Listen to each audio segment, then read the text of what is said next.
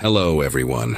Before we start, make sure to like and subscribe to the channel, and leave a comment with where you're from and what time you're watching. That way, YouTube will keep showing you stories just like this one.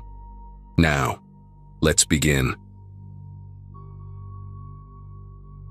My first week at Hartley Insurance started on a Monday in early October 2018, right when the leaves in Portland were turning that deep amber color that makes the whole city look like a photograph. After spending nearly a decade bouncing between temp jobs and retail positions since graduating high school in 2008, landing a permanent role with actual benefits felt like finally catching my breath. The office was one of those renovated buildings downtown, exposed brick walls and too much fluorescent lighting. But I remember walking in and thinking this was my chance to build something stable. My cubicle was on the third floor, wedged between a filing cabinet and a window that overlooked the parking garage. Human Resources paired me with a senior claims processor named Boyd Whitmore for my training period, which they said would last about 3 weeks. He had been with the company for 11 years, and everyone spoke about him like he was some kind of institution. When we shook hands that first morning, he held on just a beat longer than normal, looked me dead in the eyes, and said he was going to take really good care of me.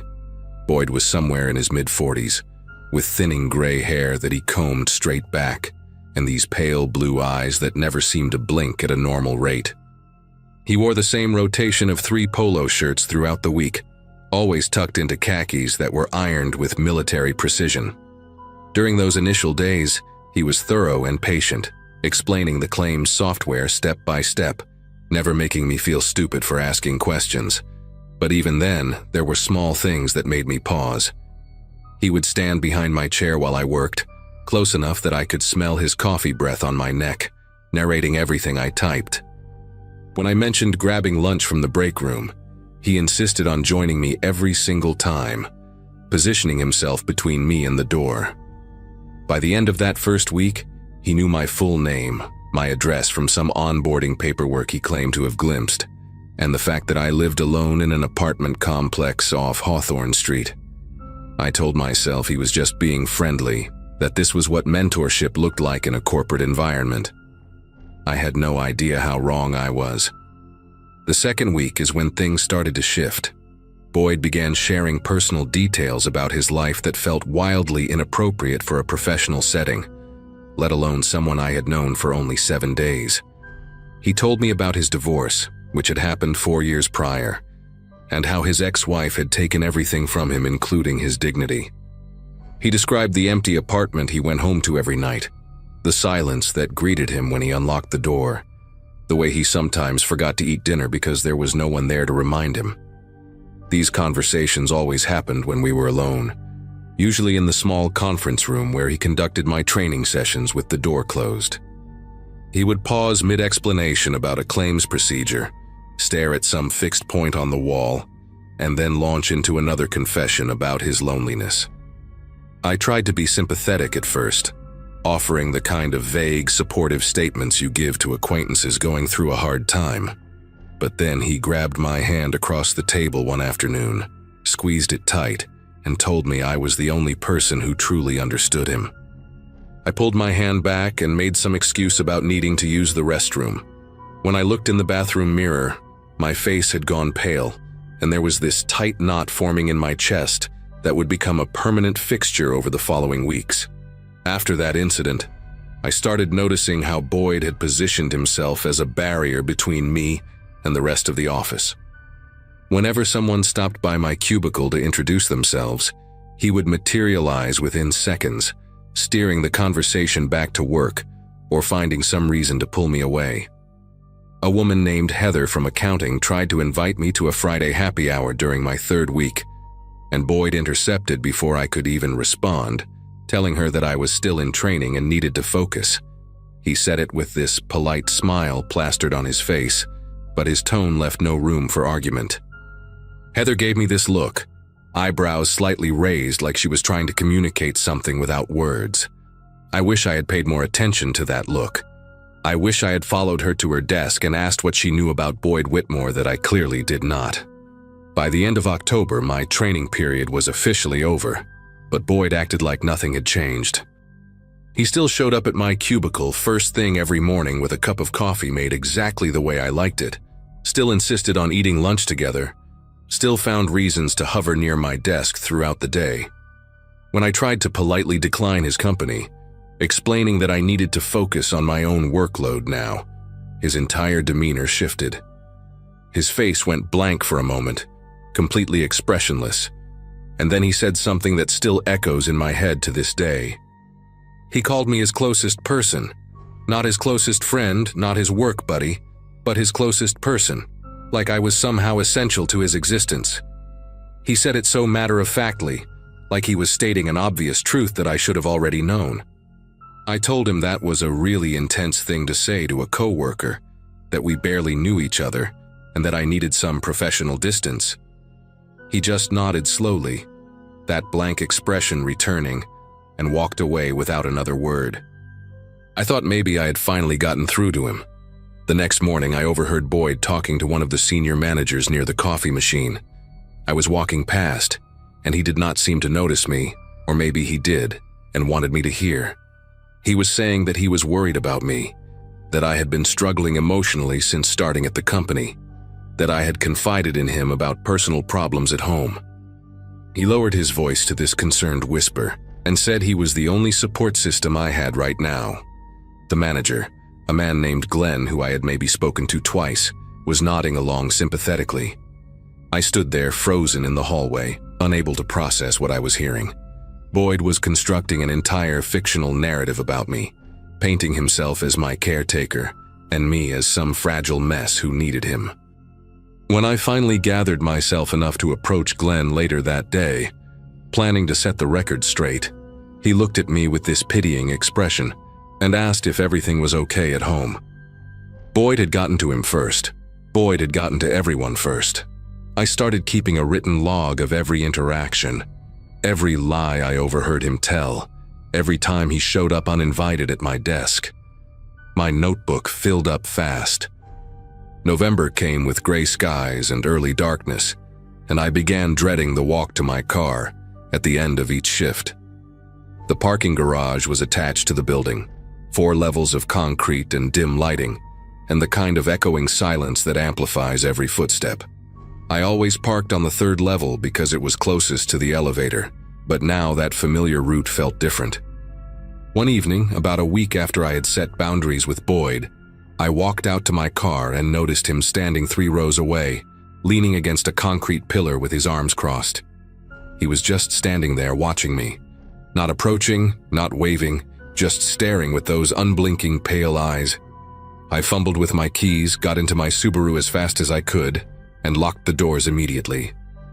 When I looked in my rearview mirror as I pulled out of the space, he was still there, still watching, still completely motionless.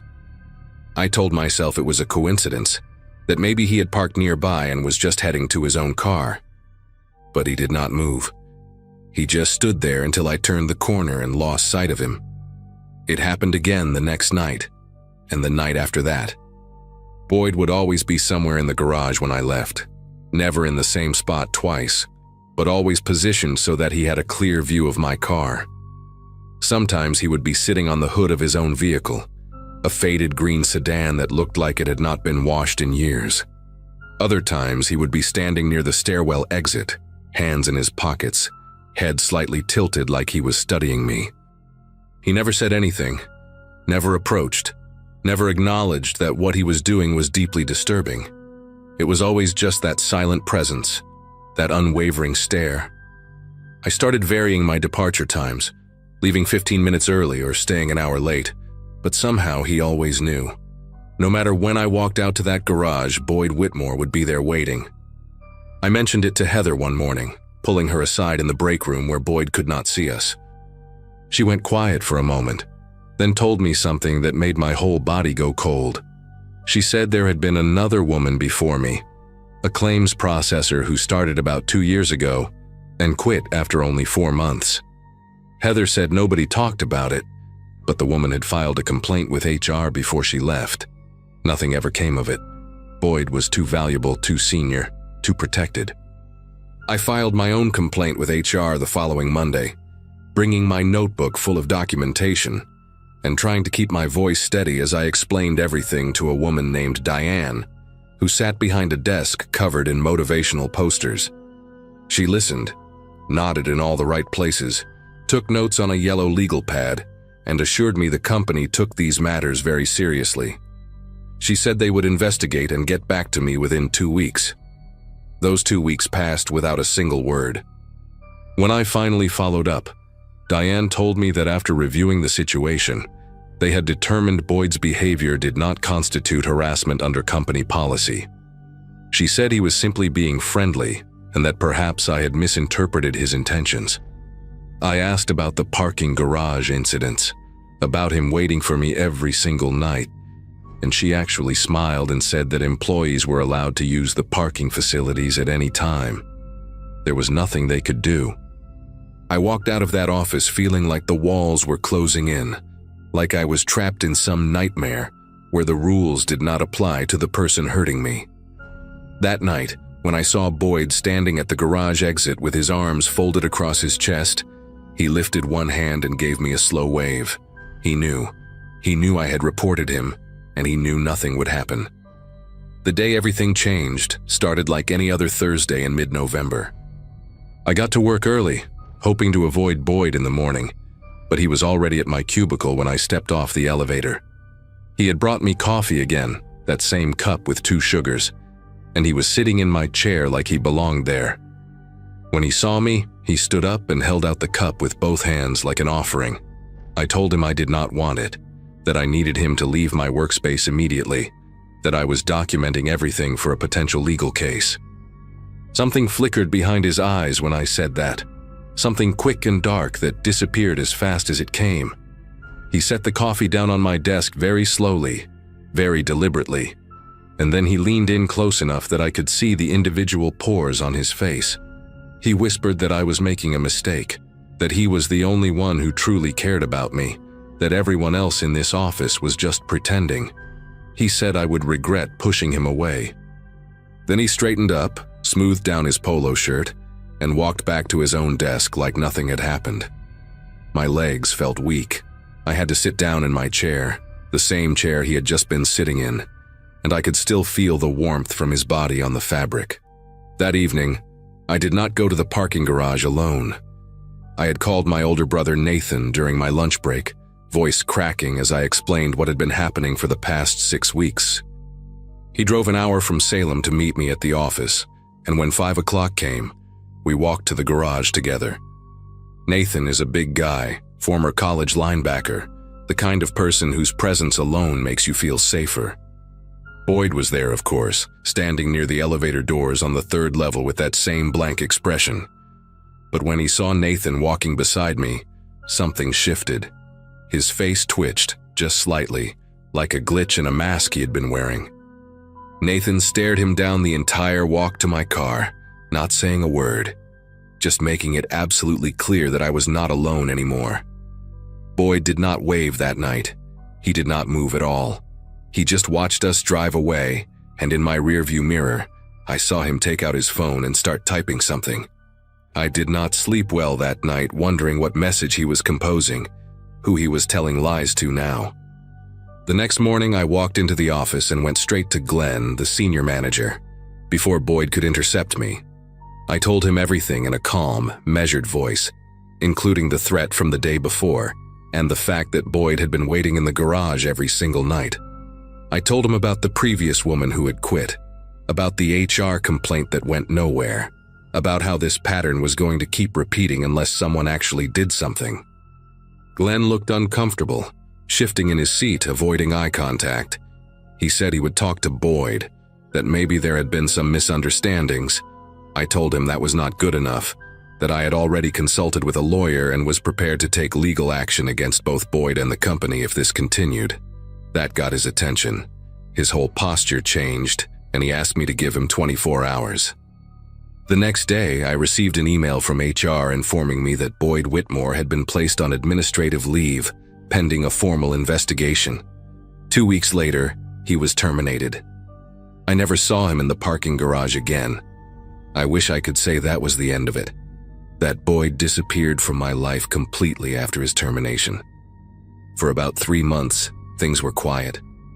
I started making friends at the office, finally went to those Friday happy hours with Heather, and slowly felt the tension drain from my shoulders every time I walked to my car without seeing anyone waiting in the shadows. But then, in February, I got a letter in the mail with no return address. Inside was a single photograph of me walking into my apartment building, taken from across the street. On the back, written in neat handwriting, were the words, "I still think about you." I called the police that same day and filed for a restraining order. The judge granted it after I presented my documentation, my notebook full of dates and incidents, the photograph, and a statement from Heather about the previous employee. Boyd violated the order once, showing up at a grocery store where I was shopping, standing at the end of the aisle just watching me. He was arrested, spent 3 days in jail, and after that, I never saw him again. I moved to a different part of the city 6 months later, got a new job at a smaller company, where I actually felt valued, and tried to rebuild some sense of normalcy. It has been almost 7 years now, and sometimes I still check my rearview mirror when I leave work. Sometimes I still feel a chill when a coworker stands too close or offers to bring me coffee. The thing that sticks with me most is not the fear, though that was real enough. It is the way everyone around me dismissed what was happening until I threatened to make it their problem. Boyd Whitmore spent 11 years at that company doing this to women, and nothing changed until lawyers got involved. I think about that other woman sometimes, the one who quit before me, and I wonder if she is okay, if she moved on, if she still looks over her shoulder in parking garages. I tell this story now because I want people to understand that predators do not always look like monsters. Sometimes they look like helpful coworkers with coffee and encouraging sticky notes. Sometimes they wear khakis and polo shirts and speak so softly, you have to lean in close to hear them. Trust your instincts. Document everything. And do not let anyone make you feel crazy for protecting yourself.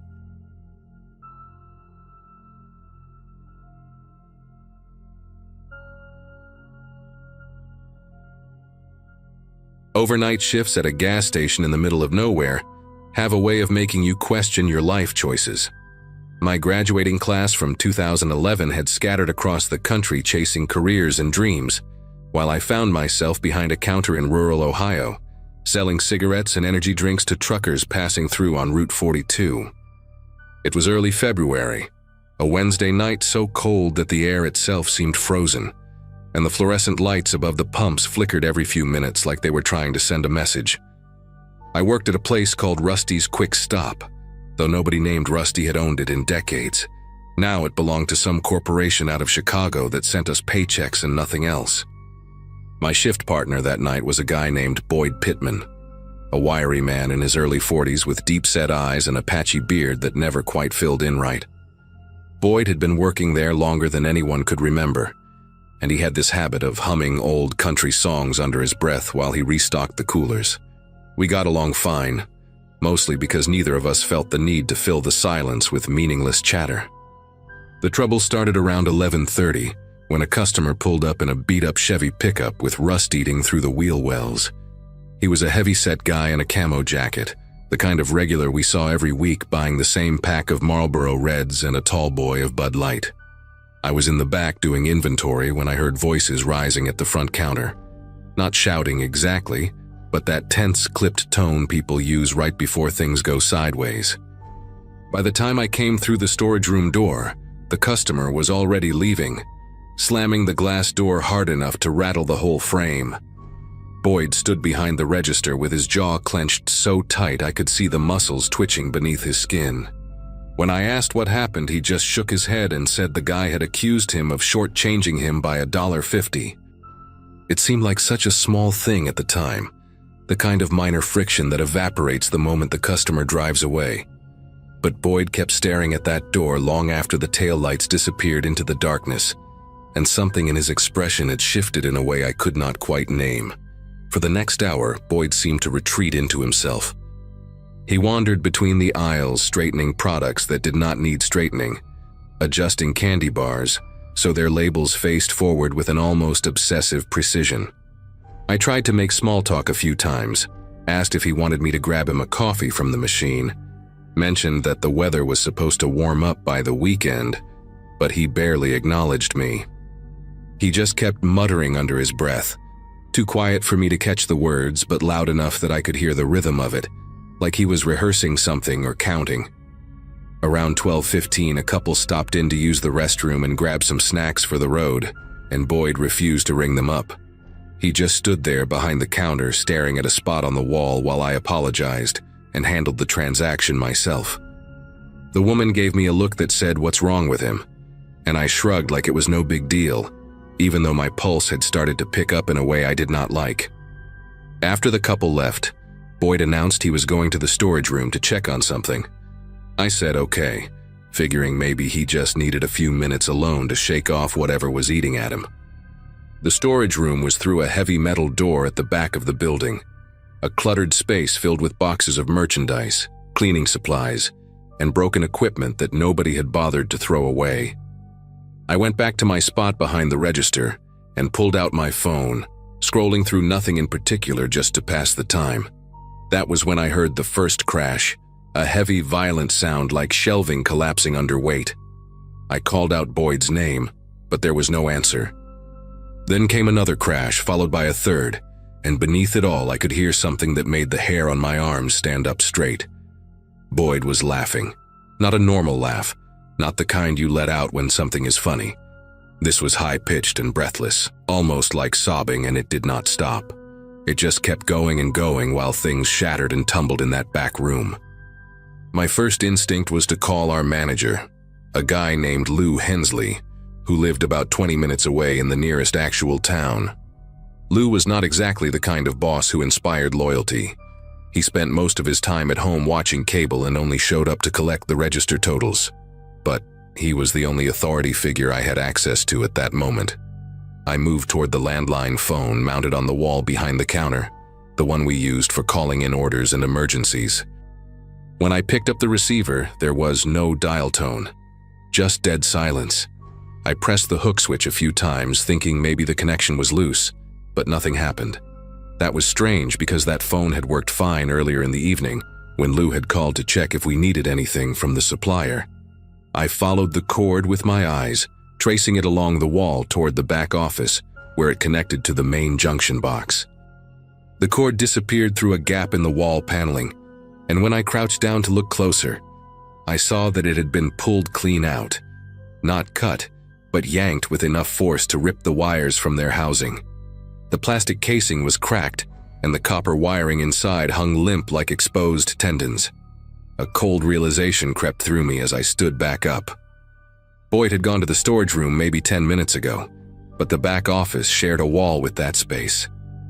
He could have easily slipped through the connecting door and torn out the phone line without me noticing. The crashing and laughing would have covered any sound. I reached for my cell phone in my back pocket, but when I pulled it out, the screen showed no signal. That was not unusual for this stretch of road. Cell coverage out here was spotty on a good day and nearly non-existent at night when atmospheric conditions shifted. Still, seeing those empty bars made my chest tighten in a way that bordered on panic.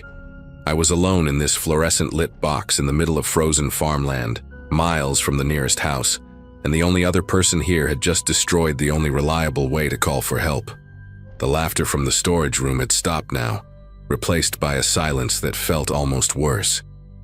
I could hear the hum of the refrigerator units along the back wall, the tick of the clock above the door, and beneath it all, the sound of footsteps, slow and deliberate, moving across the concrete floor of the storage room toward the door that led back to the main floor. I thought about running. The front door was maybe 15 feet away, and my car was parked on the side of the building near the dumpsters. But my keys were in my jacket, and my jacket was hanging on a hook in the back office. The same back office that shared a door with the storage room where Boyd was. For a split second, I considered just bolting outside anyway, flagging down a passing car or walking until I found a signal. But the temperature out there was well below freezing, and the next town was at least 8 miles down the road. I would be a popsicle before anyone found me. So I stayed where I was, standing behind the counter with my heart hammering against my ribs, watching that storage room door like it was the mouth of something hungry. The footsteps stopped. Then the door swung open slowly, the hinges groaning in a way I had never noticed before, and Boyd stepped through. He looked different now, not physically, but in the way he carried himself.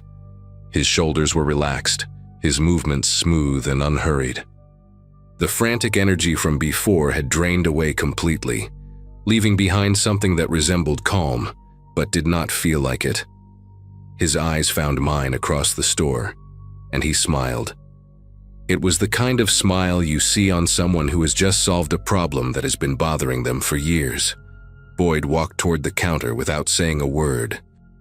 His right hand hung loosely at his side, but I noticed his left arm was positioned slightly behind his back, the elbow bent at an unnatural angle like he was concealing something. I tried to keep my voice steady when I spoke, asking him if everything was okay, if he wanted to talk about what just happened in the storage room. He did not answer right away. Instead, he stopped about 3 feet from the counter and tilted his head to the side, studying me the way a child might study an insect before deciding whether to crush it. When he finally spoke, his voice was soft and measured, almost gentle. He said he had been thinking about things for a long time now, years actually, and that tonight something had finally clicked into place. He said he understood now what needed to be done, what he should have done a long time ago. I asked him what he meant, trying to keep the conversation going, trying to buy time for something I could not even name. Boyd brought his left hand around from behind his back, and I saw the box cutter gripped in his fingers. The blade was extended, catching the fluorescent light in a way that made it look almost surgical. He held it loosely, casually, like it was just another tool he used every day, which technically it was. We used those box cutters to open shipments, to slice through packing tape, to break down cardboard. But the way Boyd looked at it now made it clear he had something else in mind entirely. I kept the counter between us, my mind racing through every possible option. There was a baseball bat under the register. Lou had put it there years ago after a string of robberies hit gas stations along the highway, but reaching for it would mean taking my eyes off Boyd, and I was not willing to do that. Instead, I started talking. I told Boyd that whatever was going on, we could figure it out together. I reminded him that we had worked side by side for almost 2 years without any problems, that I considered him a decent guy, that I did not want to see him throw his life away over some customer who was not worth the trouble. Boyd listened with that same unsettling patience, the box cutter turning slowly between his fingers like a nervous habit. When I finished, he let out a long breath through his nose and shook his head like I had missed the point entirely. He said this was not about the customer. It was never about the customer. That man had just been the final piece of a puzzle Boyd had been assembling in his head for longer than he could remember. He talked about feeling invisible his whole life, about giving everything to jobs and people who never gave anything back, about waking up every morning knowing that nothing he did would ever matter to anyone. His voice stayed calm the whole time, almost philosophical, and that was what scared me more than anything. This was not rage. This was something that had been thought through, rationalized, accepted.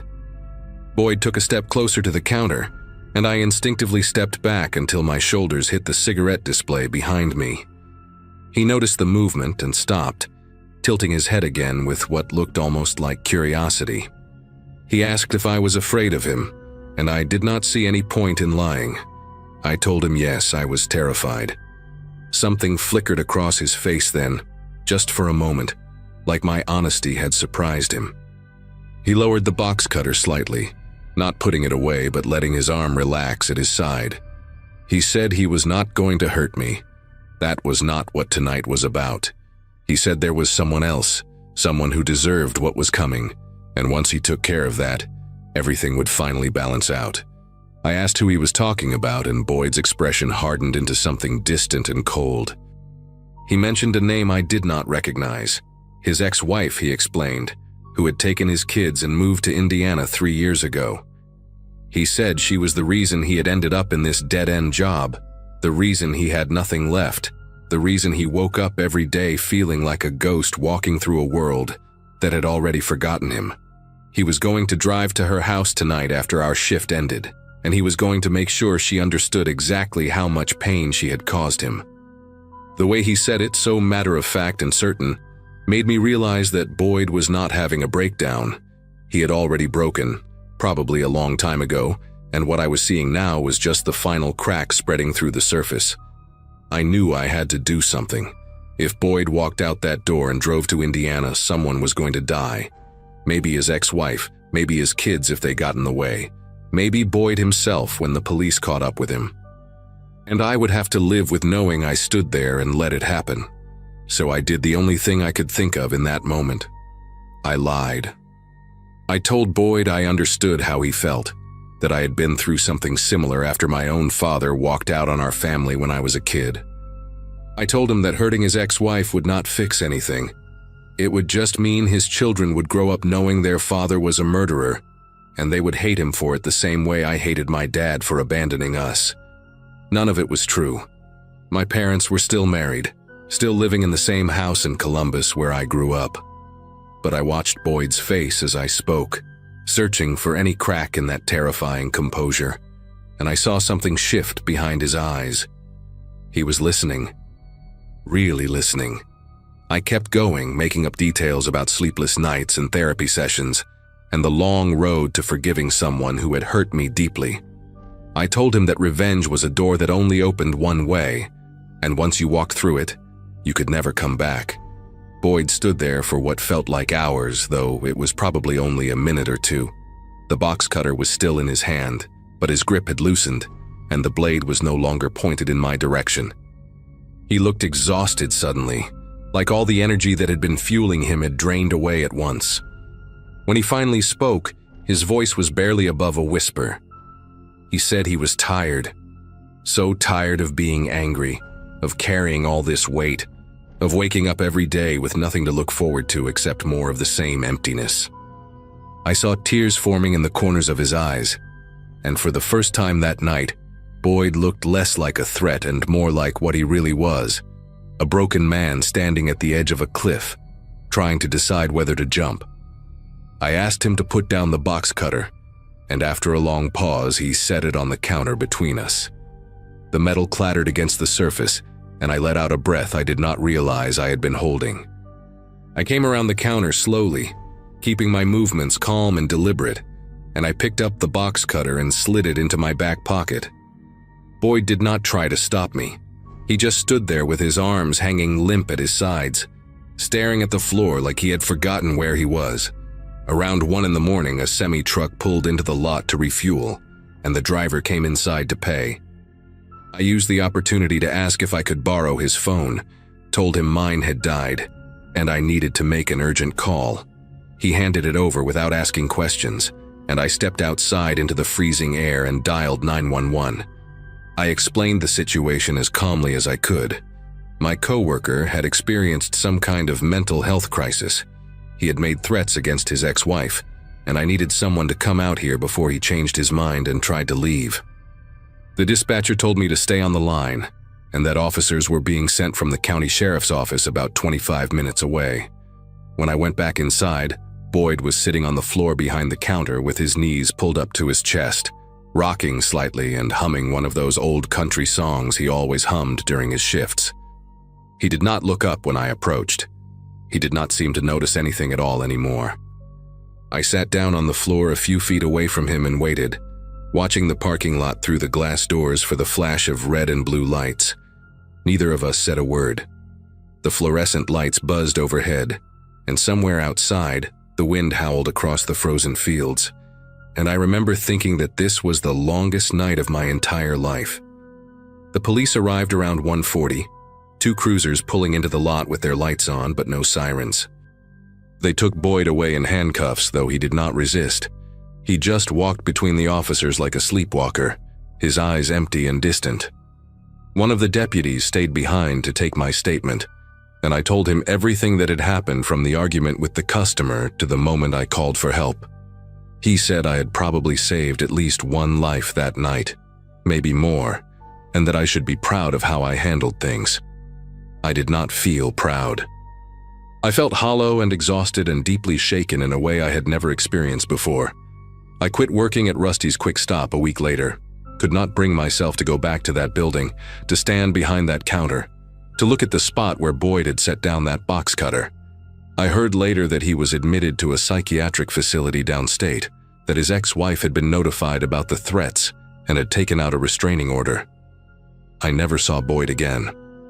Sometimes I still think about that night, about how close everything came to going wrong, about the lies I told to keep a broken man from destroying himself and everyone around him. I do not know if what I did was right. I just know that when the sun finally came up the next morning, everyone who was supposed to be alive was still breathing, and maybe that is the only thing that matters in the end.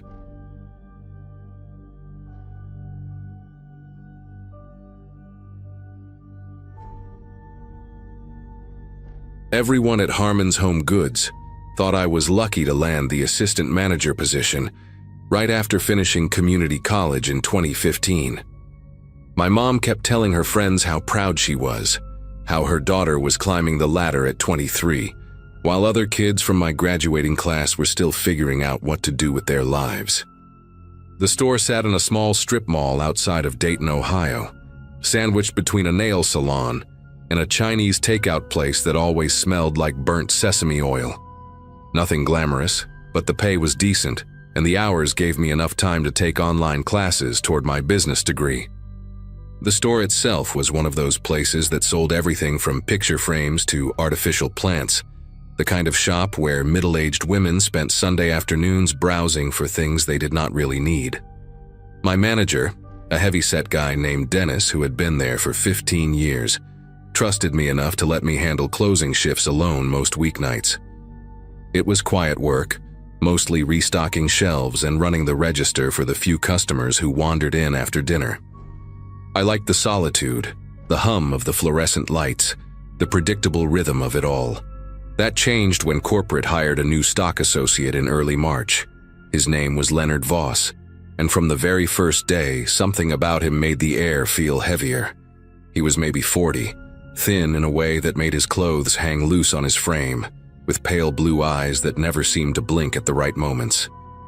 Leonard was polite to an almost uncomfortable degree, the kind of person who would hold a door open for you and then stand there smiling until you were completely through, watching the whole time.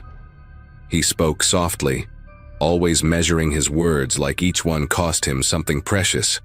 The other employees found him odd but harmless, joking that he was probably just awkward from spending too much time alone, but I noticed things they did not. He started showing up 30 minutes before his shifts, sitting in his car in the parking lot with the engine off, just staring at the storefront. After closing time, when everyone else rushed to leave, Leonard would linger in the stockroom, rearranging boxes that did not need rearranging. Dennis said he was just dedicated, that we should be grateful someone actually wanted to work. I wanted to believe that. I really did. The Wednesday that everything fell apart started like any other closing shift. Dennis left around 6, patting me on the shoulder and reminding me to double-check the back door before I locked up. The evening crowd was thin, just a few regulars and a couple arguing over which lampshade matched their couch better. Leonard clocked in at 4, but was already there when I arrived at 3:30. Leaning against the wall near the employee entrance with a cup of gas station coffee in his hand. He smiled when he saw me, that slow, careful smile that showed too many teeth, and said something about how the weather was getting warmer. I nodded and walked past him quickly, pretending I needed to check something on my phone. By 8, the store was empty except for the two of us. I told Leonard he could head out early since we were dead, but he shook his head and said he wanted to help me organize the stockroom. His voice was calm, almost gentle, but there was something underneath it that made my chest tighten. I should have insisted, should have made up some excuse about needing to do inventory alone. Instead, I just shrugged and said sure, thinking maybe I was being paranoid about a guy who was simply trying to be helpful. The stockroom at Harmon's was a narrow maze of metal shelving units stacked with boxes of merchandise waiting to be unpacked. The lighting back there was harsh and uneven, casting long shadows that shifted every time you moved between the aisles. Leonard followed me in and immediately started straightening boxes on the lower shelves, humming something tuneless under his breath. I was reaching for a box of ceramic vases on a high shelf when my elbow caught the strap of his backpack, which he had left sitting on top of a crate near the door. The bag tumbled to the concrete floor and spilled open, scattering its contents in a messy arc across the ground. Pens, a water bottle, some crumpled receipts, and then a manila folder that slid out and fanned open, revealing a stack of papers covered in official-looking print. I crouched down to help gather everything, already apologizing, when my eyes caught a photograph paper-clipped to one of the documents. It was a woman, maybe early 30s, with shoulder-length brown hair and a nervous smile. Below the photo, in bold capital letters, were the words, "Restraining Order," followed by a case number and a date from 2016. My hands went cold and I felt the air leave my lungs, but I kept my face neutral, shoving everything back into the folder without looking at it again.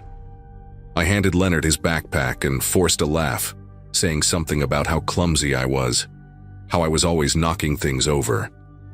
He took the bag from me slowly, his fingers brushing against mine for just a second too long. When I looked up at his face, the polite mask he always wore had slipped, just slightly, like a picture frame hanging crooked on a wall.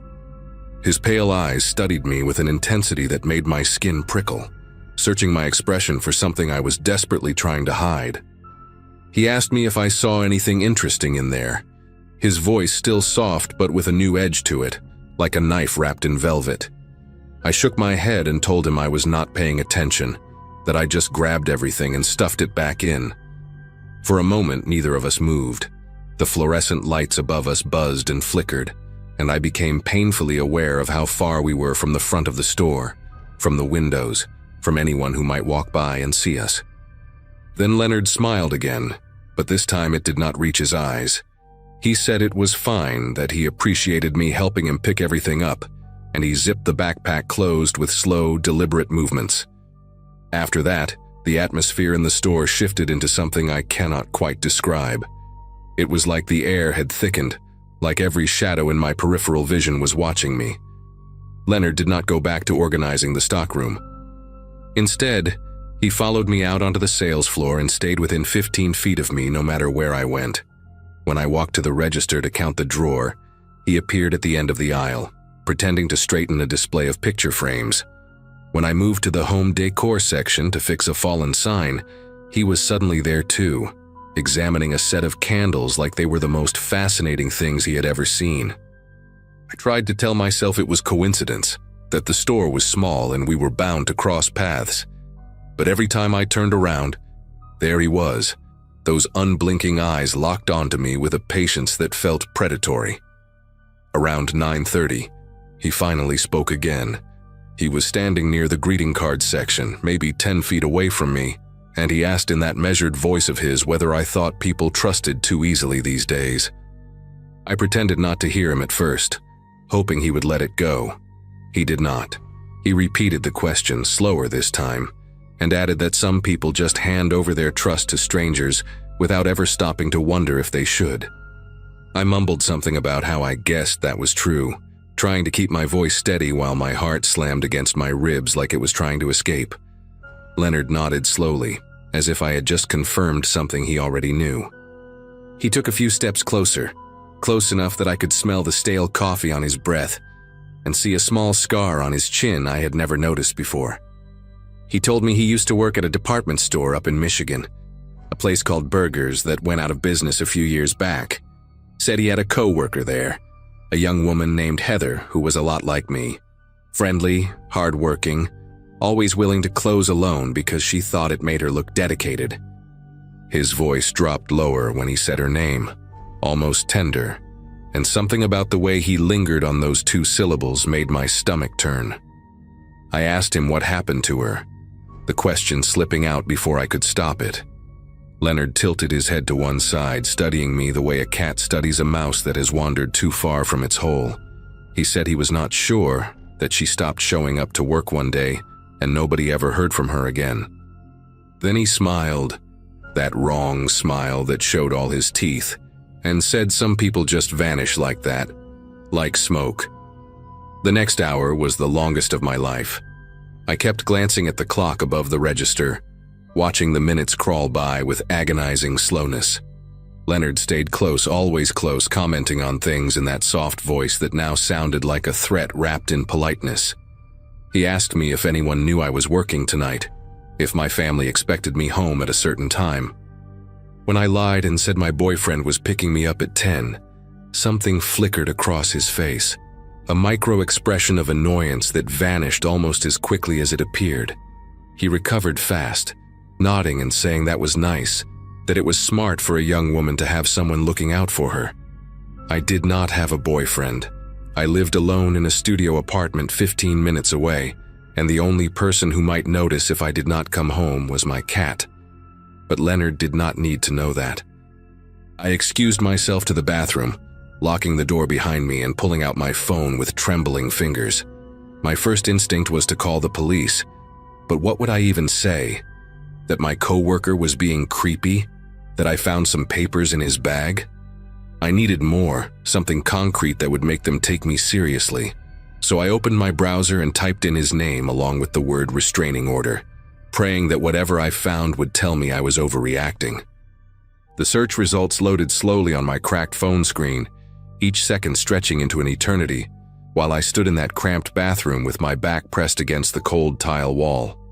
The first few links were useless, just social media profiles and a white pages listing. But then I found an article from a local news station in Grand Rapids, dated January 2017. The headline read, "Person of interest named in Burger's employee disappearance case." There was a photo of Leonard, younger but unmistakably him, standing outside a police station with his lawyer. The article said a 26-year-old woman named Heather Dominguez had been reported missing after failing to show up for her shift at Burger's department store. Coworkers told investigators that a male employee had been exhibiting unusual behavior toward her in the weeks before she vanished. Leonard Voss was questioned multiple times but never charged due to insufficient evidence. Heather's car was found abandoned in a parking garage 3 miles from the store. Her body was never recovered.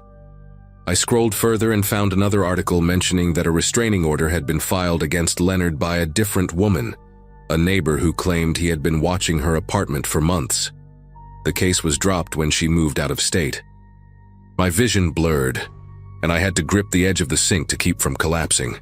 The man outside that door, the man who had been following me all night, was almost certainly responsible for making a woman disappear forever. I gave myself 60 seconds to fall apart, letting the panic wash over me in hot waves before forcing it back down. I could not afford to lose control, not now. Not with Leonard waiting somewhere out there on the sales floor. I flushed the toilet to keep up appearances and ran the sink for a few seconds, buying myself time to think. My phone showed 9:47, which meant I had maybe 13 minutes before closing time, before I would have to walk out to the dark parking lot where Leonard's car sat waiting like a patient predator. I thought about calling 911 right there, but the bathroom had no windows and only one door, and if Leonard heard me talking to the police, I had no idea what he might do. I needed to get to the front of the store, closer to the entrance, closer to the security cameras that fed into the monitor in Dennis's office. I needed to act normal for just a little longer. I unlocked the bathroom door and stepped out, my legs feeling like they were made of wet cement. Leonard was standing at the end of the hallway, leaning against the wall with his arms crossed, watching me emerge with an expression that was somehow both blank and hungry at the same time. He asked if I was feeling okay, said I had been in there a while. I told him my stomach was bothering me, something I ate for lunch. He nodded slowly, those pale eyes never leaving my face, and said we should probably start closing up soon. I walked toward the front of the store with Leonard trailing behind me, his footsteps soft and measured on the linoleum floor. Every instinct in my body screamed at me to run, to bolt for the door and never look back. But I knew that would only trigger whatever violence he was capable of. Instead, I kept my pace steady and my breathing controlled, focusing on the glowing exit sign above the entrance like it was a lighthouse guiding me through a storm. When I reached the register, I made a show of counting the drawer while secretly typing a text to my older brother Kevin, with one hand hidden below the counter. I wrote 3 words, Call me now." 30 seconds later, my phone rang, the sound cutting through the silence like a Juming lifeline. I answered it loudly, saying Kevin's name and asking him where he was, pretending to listen while he asked me what was going on. I told him I was just finishing up at work and that I would meet him outside in 2 minutes, making sure my voice carried across the store. Leonard had stopped near the greeting card aisle, watching me with an unreadable expression. I saw his jaw tighten, saw his hands curl into loose fists at his sides, and for one terrifying moment I thought he was going to call my bluff. But then something shifted in his posture, a subtle relaxation that told me he had decided tonight was not the night. He grabbed his backpack from behind the counter and told me he was going to head out, that he would see me tomorrow. I watched him walk through the automatic doors and disappear into the darkness of the parking lot, and I did not take a full breath until I saw the headlights of his old Chevy pull out onto the main road. Kevin stayed on the phone with me while I locked up the store and sprinted to my car, my keys clutched between my fingers like a weapon. I drove straight to the police station and told them everything, showed them the articles on my phone, gave them Leonard's full name and the license plate number I had memorized weeks ago out of some instinct I could not explain at the time. The detective who took my statement was a tired-looking woman in her 50s who listened without interrupting, her expression growing darker with every detail I shared. She told me they would look into it, that they would contact the department in Michigan and see if there was enough to reopen the investigation. I never went back to Harmon's. I called Dennis the next morning and quit over the phone, not giving him a reason, not caring what he thought. A week later, Kevin helped me move to a different city, a fresh start somewhere Leonard Voss would never find me. I learned from a news article 6 months later that he had been arrested in Indiana after a woman reported him for following her home from her workplace. The police searched his apartment and found photographs of dozens of women taken without their knowledge, along with journals filled with detailed observations about their routines. Heather Dominguez was never found, and I still think about her sometimes, wonder if things might have been different if someone had trusted their instincts sooner. I think about how close I came to becoming another name in one of his journals, another woman who vanished like smoke. And I think about how the only reason I am here to tell this story is because I listened to that small voice in the back of my head, the one that kept whispering that something was deeply, terribly wrong with the quiet man who smiled too much and never blinked at the right moments.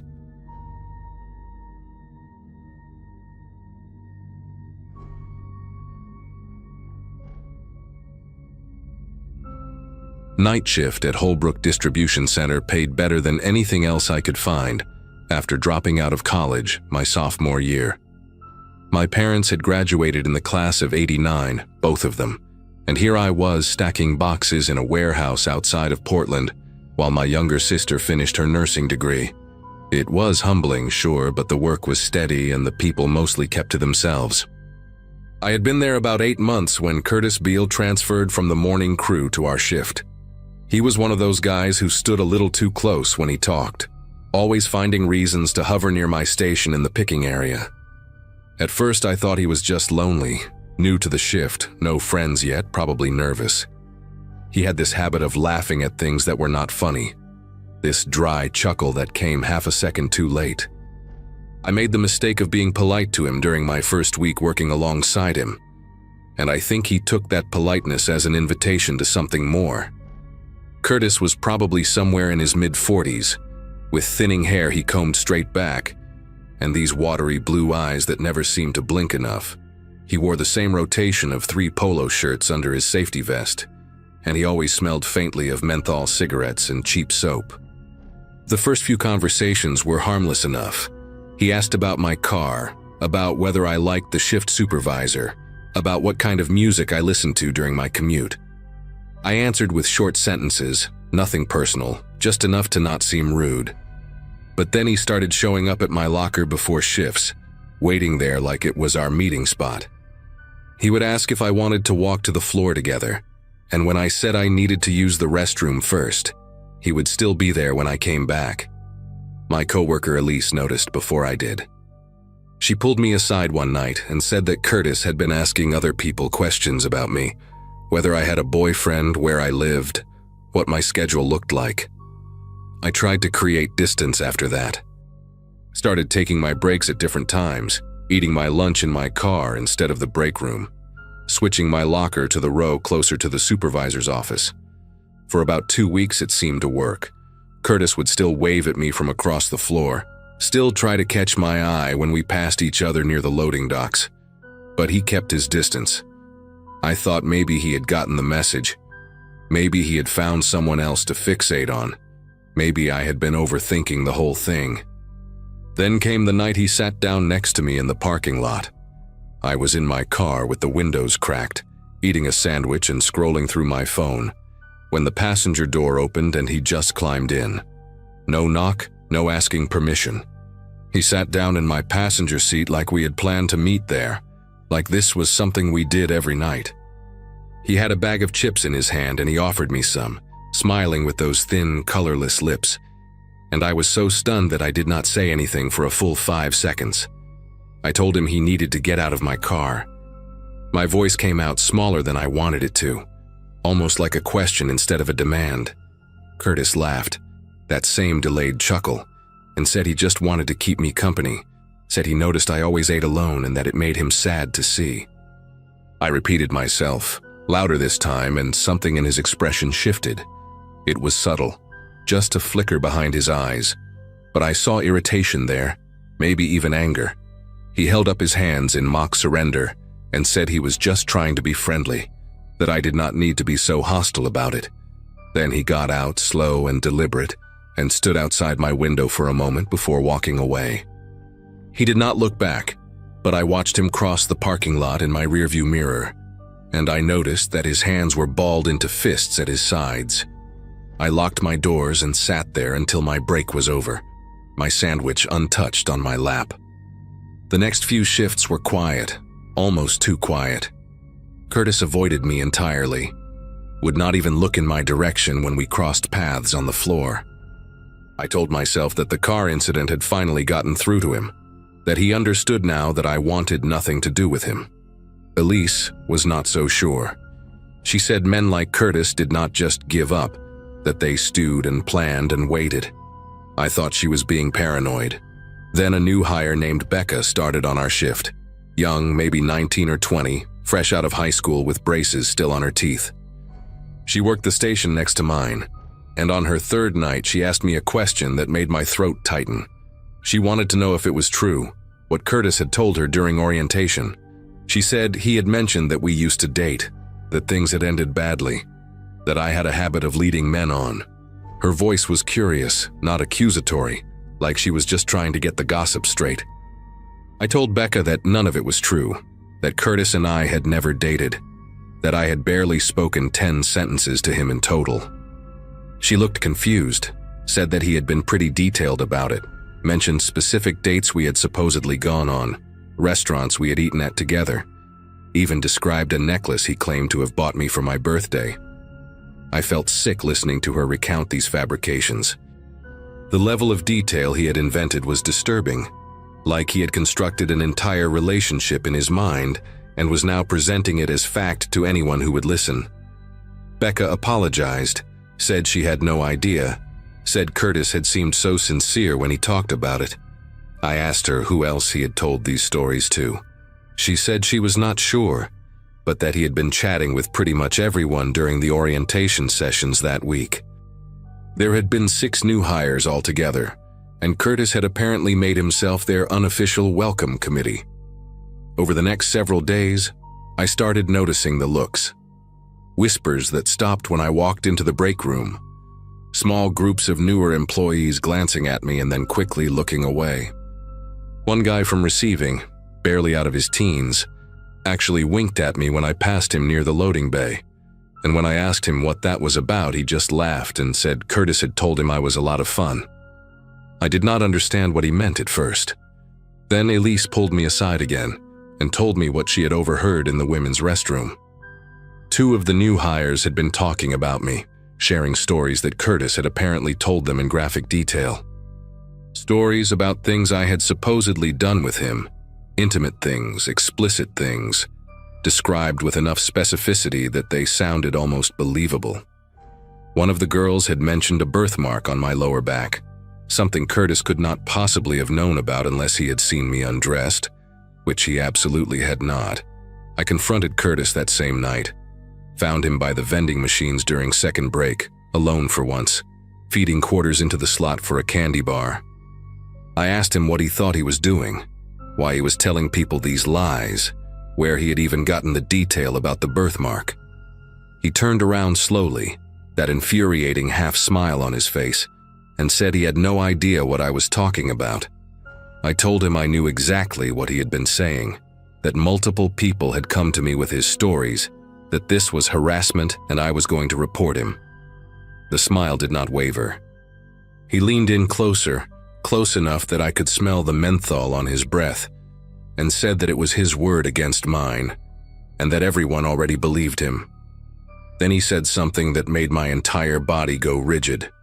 He described the birthmark again, its exact shape and location, and then he described something else, a small scar on my hip from a childhood bike accident, something not even my closest friends knew about.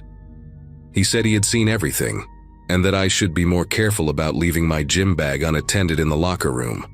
I went straight to the shift supervisor after that conversation. His name was Gary Fonseca, a heavy-set man in his 50s who had been running the night crew for over a decade. I sat in his cramped office with the fluorescent light buzzing overhead and told him everything: the unwanted attention, the invasion of my car, the fabricated stories, the intimate details Curtis could only have obtained by going through my personal belongings. Gary listened with his arms crossed, nodding occasionally, his expression unreadable. When I finished, he let out a long breath and said he would look into it, said he took these things seriously, said I should document everything from now on. But then he added something that made my heart sink. He said Curtis had been with the company for almost 15 years, that he had never had a single complaint against him, that some of the things I was describing sounded like misunderstandings. He asked if maybe I had given Curtis mixed signals without realizing it. I left his office feeling smaller than when I had walked in. The documentation became my obsession after that. I started carrying a small notebook in my vest pocket, writing down every interaction, every look, every comment I overheard. I saved text messages from coworkers who told me what Curtis was saying behind my back. I even asked Elise to write a statement about what she had witnessed, which she did without hesitation. Within 2 weeks, I had filled half the notebook with incidents. Times Curtis had followed me to my car after shift. Times he had shown up in aisles where I was working alone. Times new employees had approached me with increasingly disturbing versions of his stories. The rumors had evolved by then. He was no longer just claiming we had dated. Now he was telling people we were still seeing each other in secret, that I was engaged to someone else but could not stay away from him, that I had begged him not to tell anyone about our arrangement. One of the newer guys asked me point blank if it was true that I had a thing for older men, and when I said absolutely not, he just shrugged and said Curtis had shown him pictures. That was when I knew I had to go above Gary. The pictures changed everything. I contacted corporate HR directly, sent them an email with scanned pages from my notebook, attached the written statements from Elise and 2 other coworkers who had come forward, and explained that my direct supervisor had dismissed my concerns. The response came faster than I expected. Within 48 hours, an HR representative named Claudia drove up from the regional office to conduct interviews. She spoke to me first, then to Elise, then to several of the newer employees who had heard Curtis spreading his stories. She also pulled the security footage from the parking lot, which clearly showed Curtis entering my vehicle without permission on the night he had climbed into my car. When she finally sat down with Curtis himself, the interview lasted almost 2 hours.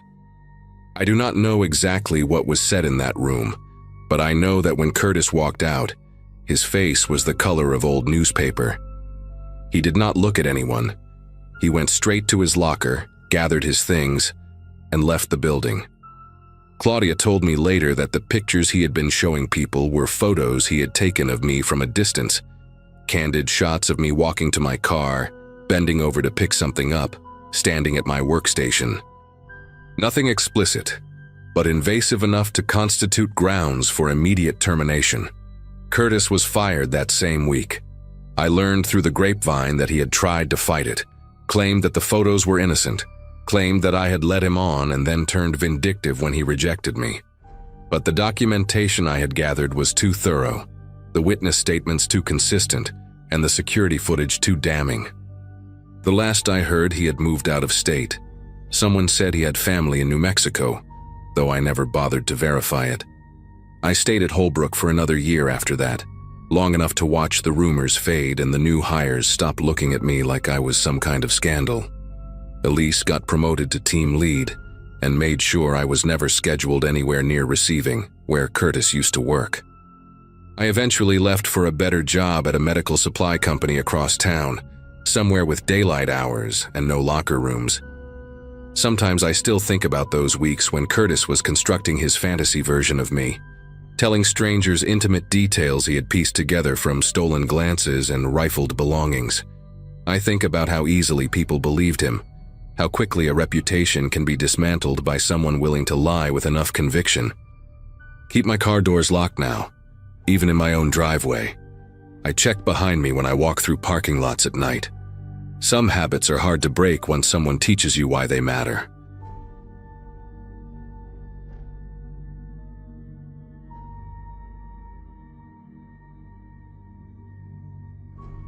Friday nights at Bronco Burger were always chaos, but I had learned to love the rhythm of it. Orders flying, timers beeping, the smell of grease permanently embedded in my work shirts. My high school class graduated in 2015, and while most of my friends had moved on to office jobs or college degrees, I had climbed my way up from fry cook to shift supervisor at the busiest location in Albuquerque. It was not glamorous, but it paid the bills for my apartment and kept me busy enough that I did not have time to overthink my life choices. That particular Friday in March felt like any other, until a new hire named Curtis Weaver walked through the back door for his first closing shift. He was maybe a few years older than me, with a weathered look that suggested he had seen more than his share of rough nights. The hiring manager had brought him on last minute to cover a staffing gap, and I did not think much of it at first. Curtis kept his head down those first couple of hours, which I actually appreciated. New hires who talked too much usually burned the patties or forgot to restock the napkin dispensers. But there was something particular about the way he moved through the restaurant, always positioning himself away from certain spots. When I asked him to cover the drive-through window so Megan could take her break, he immediately suggested he could handle the grill instead. I figured maybe he just felt more comfortable with cooking than customer interaction. Some people are like that. But then I noticed he never walked past the front counter cameras when he could avoid it. He would take the long way around through the storage hallway just to get to the freezer. During his smoke breaks, he stood pressed against the brick wall in a spot where the parking lot cameras could not reach. I told myself he was probably just one of those guys with social anxiety, maybe self-conscious about being recorded. Plenty of people hate cameras. Still, a small part of my brain filed it away as odd. A week passed, and Curtis showed up for every shift on time, worked hard, never complained. I started to think I had been paranoid for nothing.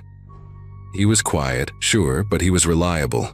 And in fast food, reliable is worth its weight in gold. Then came the Tuesday night that changed everything. We were slammed until around 9, and after the rush finally died down, I headed to the break room to grab my energy drink from the mini fridge. The door was slightly open, and I pushed through without thinking. Curtis was sitting at the small table with his phone in his hands, and the second he saw me, he practically slapped the screen against his chest.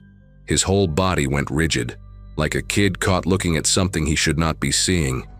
I put my hands up and laughed, told him to relax, I was just grabbing my drink.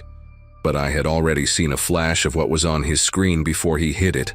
A news website, some kind of article with a mugshot photo at the top. He mumbled something about just checking the weather and shoved his phone into his pocket. I nodded, grabbed my drink and walked out. But the image stuck with me. A mugshot, a headline in bold red letters. Why would anyone react that way to a weather app? That night, after we locked up and I drove home to my apartment on Copper Avenue, I could not stop thinking about it. I kept telling myself it was none of my business. Maybe he had a family member in trouble with the law. Maybe he was reading about a friend.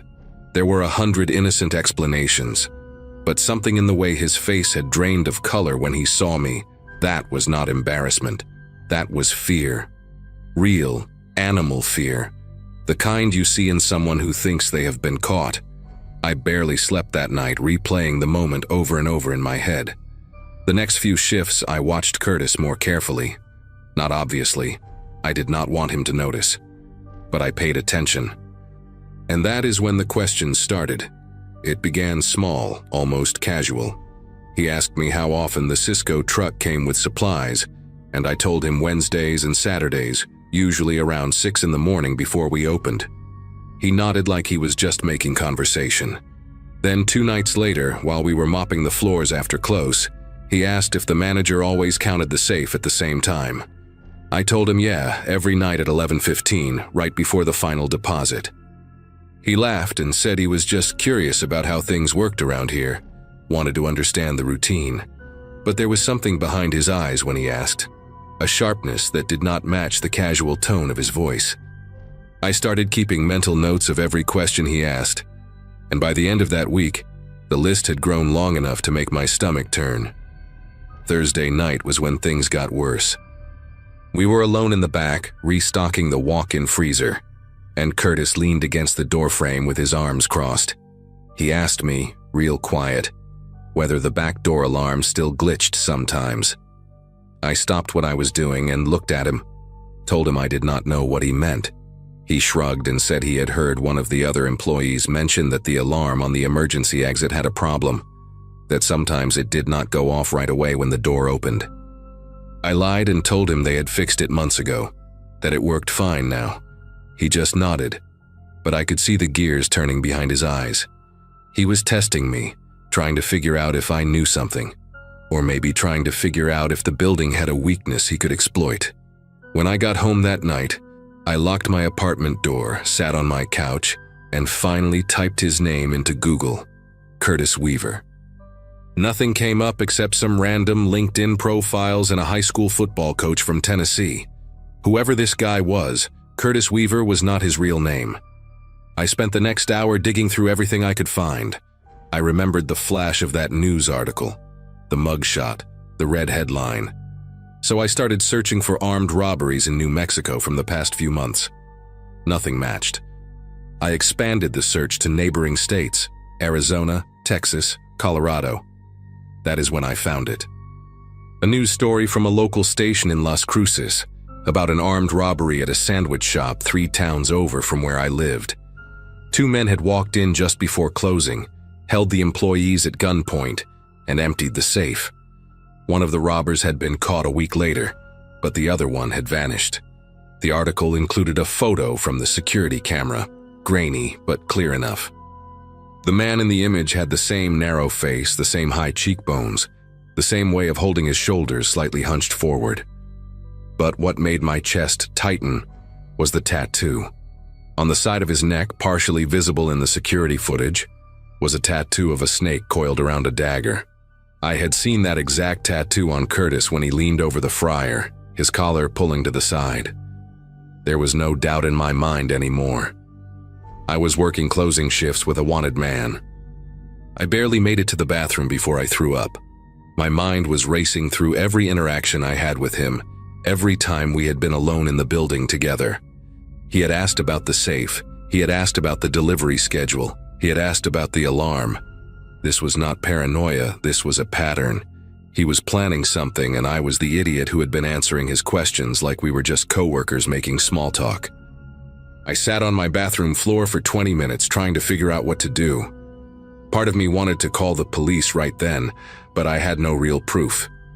A grainy photo and a tattoo would not be enough. And if I was wrong, if somehow this was all a terrible coincidence, I could ruin an innocent man's life.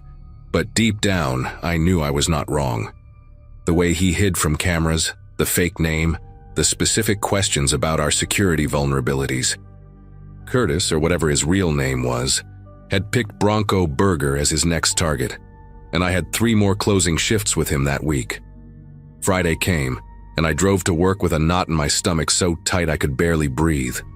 I had spent the previous night reading everything I could find about the robbery. The man who got caught had taken a plea deal and was serving 8 years. His partner, the one still missing, was identified as Darren Schofield, 31 years old with prior arrests for assault and breaking and entering. The fugitive alert had been issued 2 months ago, and police believed he had fled the state. But he had not fled anywhere. He was standing at the grill station when I walked in, flipping patties like he did not have a care in the world. I clocked in, put on my headset, and tried to act normal. Every time he looked at me, I felt like he could see right through my face, like he knew that I knew. I kept telling myself to stay calm, to just get through the shift. Megan was working drive-through and a kid named Jordan was handling the front counter. As long as there were other people around, I figured I was safe. But then Megan asked if she could leave an hour early because her sister was having car trouble, and I heard myself say yes before I could think it through. By 10:30, it was just me, Jordan, and Darren in the building. Jordan was 17, skinny, more interested in his phone than in any potential danger. He had no idea what was happening. I positioned myself near the front counter, close to the panic button we had installed under the register. After a string of robberies hit fast food joints across the city a few years back. I watched Darren from the corner of my eye as he wiped down tables in the dining area. He kept glancing at the clock on the wall, and every glance made my pulse spike higher. At 10:45, he walked toward the back of the restaurant, toward the manager's office where the safe was kept. I called out and asked where he was going. He turned around with this easy smile and said he was just grabbing more napkins from storage. But the napkin boxes were in the opposite direction, near the walk-in freezer. He knew that. I knew that. And in that moment, we both knew that the other one was lying. I made a decision right there. I told Jordan to take his break early, to go sit in his car for 15 minutes and call his girlfriend or whatever he wanted to do. The kid did not argue. He grabbed his phone and walked out the front door without a second thought. As soon as he was gone, I turned to Darren and told him we needed to talk. He stopped walking and faced me, his expression shifting from that fake casual smile to something harder, something colder. I told him I knew who he was. I told him I had seen the article about Las Cruces, and I had seen the fugitive alert with his real face on it. For a long second, neither of us moved. Then he took a step toward me, and I took a step back, my hand sliding under the counter toward the panic button. I told him that if he took one more step, I would press the button and the police would be here in 4 minutes. He stopped. His jaw tightened, and I could see the calculation happening behind his eyes, weighing his options, figuring out if he could reach me before I reached the button. I kept talking, kept my voice steady even though my heart was slamming against my ribs. I told him he could walk out the back door right now and disappear, and I would not press anything until he had a 5-minute head start. I did not want to be a hero. I just wanted to survive the night. He stared at me for what felt like an hour but was probably only 10 seconds. Then he laughed, this low, hollow sound that had no humor in it, and shook his head. He called me smart, said most people would have just kept their mouths shut and hoped for the best. Then he turned around, walked through the kitchen and pushed open the back door. The alarm went off, that high-pitched screech filling the empty restaurant, and I watched him disappear into the darkness of the parking lot behind the building. I waited until I could not see him anymore. Then I pressed the panic button anyway. The police showed up 11 minutes later and I told them everything. They put out an alert, searched the area, but Darren Schofield was gone. A detective told me I had done the right thing, that confronting him directly was dangerous but probably saved my life, and Jordan's too. I quit Bronco Burger 2 weeks later. I could not stand being in that building anymore, jumping every time the back door opened, flinching every time a new hire walked in. They caught Darren 4 months later in a motel outside of Tucson, trying to pull the same routine at a gas station. I read about it online and felt this strange mix of relief and lingering dread. Sometimes I still think about that moment when we stood there staring at each other, both of us knowing the truth. I got lucky that night. He decided I was not worth the risk, but I will never forget the look in his eyes when he was deciding, that cold, empty calculation, like he was measuring whether my life was worth more than his freedom. I hope I never see a look like that again.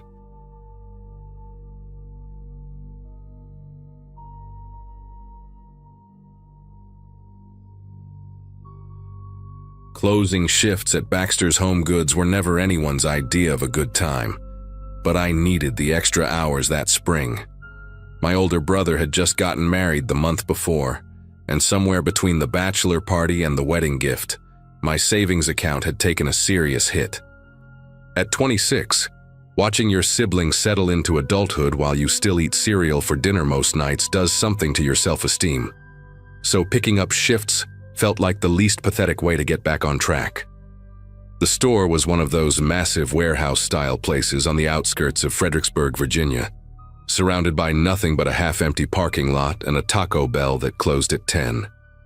That Wednesday night in April 2018, the schedule had me paired with Wanda for closing duties, which meant mopping floors, restocking shelves, and counting registers until almost midnight. I did not mind working with her, even though most people on the team found her a little strange. Wanda had transferred to our location about 4 months earlier from a store somewhere in Delaware, and she kept mostly to herself in a way that felt less antisocial and more like she was carrying something heavy she did not want to talk about. She was maybe 15 years older than me, with graying hair she kept in a tight bun and these deep-set eyes that always seemed to be looking past whatever was right in front of her. People in the break room whispered that she had left an abusive marriage, though nobody knew for sure, and I never asked. What I did know was that she worked harder than anyone else on the floor, never complained about staying late, and had this habit of triple-checking the locks before leaving like she expected someone to be waiting outside. That night, she seemed more on edge than usual, dropping her keys twice while we finished the registers and flinching hard when a car alarm went off in the parking lot. When I asked if she was okay, she just nodded quickly and said something about not sleeping well lately. I should have paid more attention to the way her hands trembled when she said it. We finished closing around 11:45, and I walked Wanda out to her car like I always did. The parking lot had that eerie orange glow from the sodium lights, and our footsteps echoed louder than they should have against the empty asphalt. Her old Nissan Sentra sat alone near the back of the lot, which I always thought was a weird choice since there were plenty of spots closer to the door. When she tried to start it, the engine made this grinding sound, and then nothing. She tried again, same result. I could see her grip tightening on the steering wheel, knuckles going white, and for a second I thought she might start crying. I offered to give her a jump, but after checking under the hood, it was clear the battery was not the problem. Something mechanical had given out, and neither of us knew enough about cars to figure out what. She sat there staring at the dashboard like it had personally betrayed her, and I felt terrible just leaving her stranded in that empty lot close to midnight. That is when I made the offer that changed everything about that night. I told her I could drive her home, that it was no big deal, that she could call a tow truck in the morning when places were actually open. She hesitated for a long moment, looking around the parking lot like she was scanning for something in the shadows, and then finally agreed with a quiet thank you that barely reached my ears. The drive to her apartment complex took about 20 minutes, and she spent most of it staring out the passenger window without saying a word. I tried to make small talk about work stuff, about the new inventory system everyone hated, about our manager's annoying habit of scheduling meetings during lunch breaks. She gave one-word answers at best, and after a while I just let the silence fill the car. When we pulled into her complex, this rundown 3-story building with flickering hallway lights, she asked if I could walk her to her door. Said she did not like walking through the building alone at night. Something in her voice made it impossible to say no. Her apartment was on the 3rd floor, at the end of a hallway that smelled like mildew and cigarette smoke. The carpet was this faded brown color with stains I did not want to think about, and half the lights along the ceiling were either burned out or buzzing like dying insects. Wanda walked fast, her keys already in her hand, checking each door we passed like she expected one of them to swing open. When we reached her unit, number 312, she fumbled with the lock for what felt like forever before finally getting it open. She stepped inside and flicked on the light, then turned to thank me for the ride. I was about to say goodnight and head back to my car when she grabbed my wrist. Not hard, but firm enough to stop me. She asked if I could just come in for a minute, said she wanted to make sure everything was okay inside before I left. Her eyes had this desperate look that I had never seen at work, like she was holding back something much bigger than what she was saying. Against every instinct telling me to go home, I stepped inside. The apartment was small and sparse, just a living room connected to a tiny kitchen, with a single door that I assumed led to the bedroom. The furniture looked secondhand, a sagging couch with floral print, a coffee table with water rings on the surface, and a television that had to be at least 15 years old. What struck me was how clean everything was despite looking worn out, like she spent hours scrubbing surfaces that would never look new again. There were no pictures on the walls, no decorations, nothing personal at all except for a small ceramic cat figurine sitting on the windowsill above the kitchen sink. Wanda locked the door behind us, and I heard her slide the deadbolt, then a chain lock, then what sounded like a secondary bolt near the floor. 3 locks for a tiny apartment in a rundown complex seemed excessive, but I did not say anything. She walked through the space quickly, checking the bedroom, the closet, even pulling back the shower curtain in the bathroom. When she came back to the living room, she let out this long breath like she had been holding it the whole time. That is when I said I should probably get going, that it was getting late. And that is when everything changed. Wanda was standing between me and the door when her face just crumbled. There is no other way to describe it.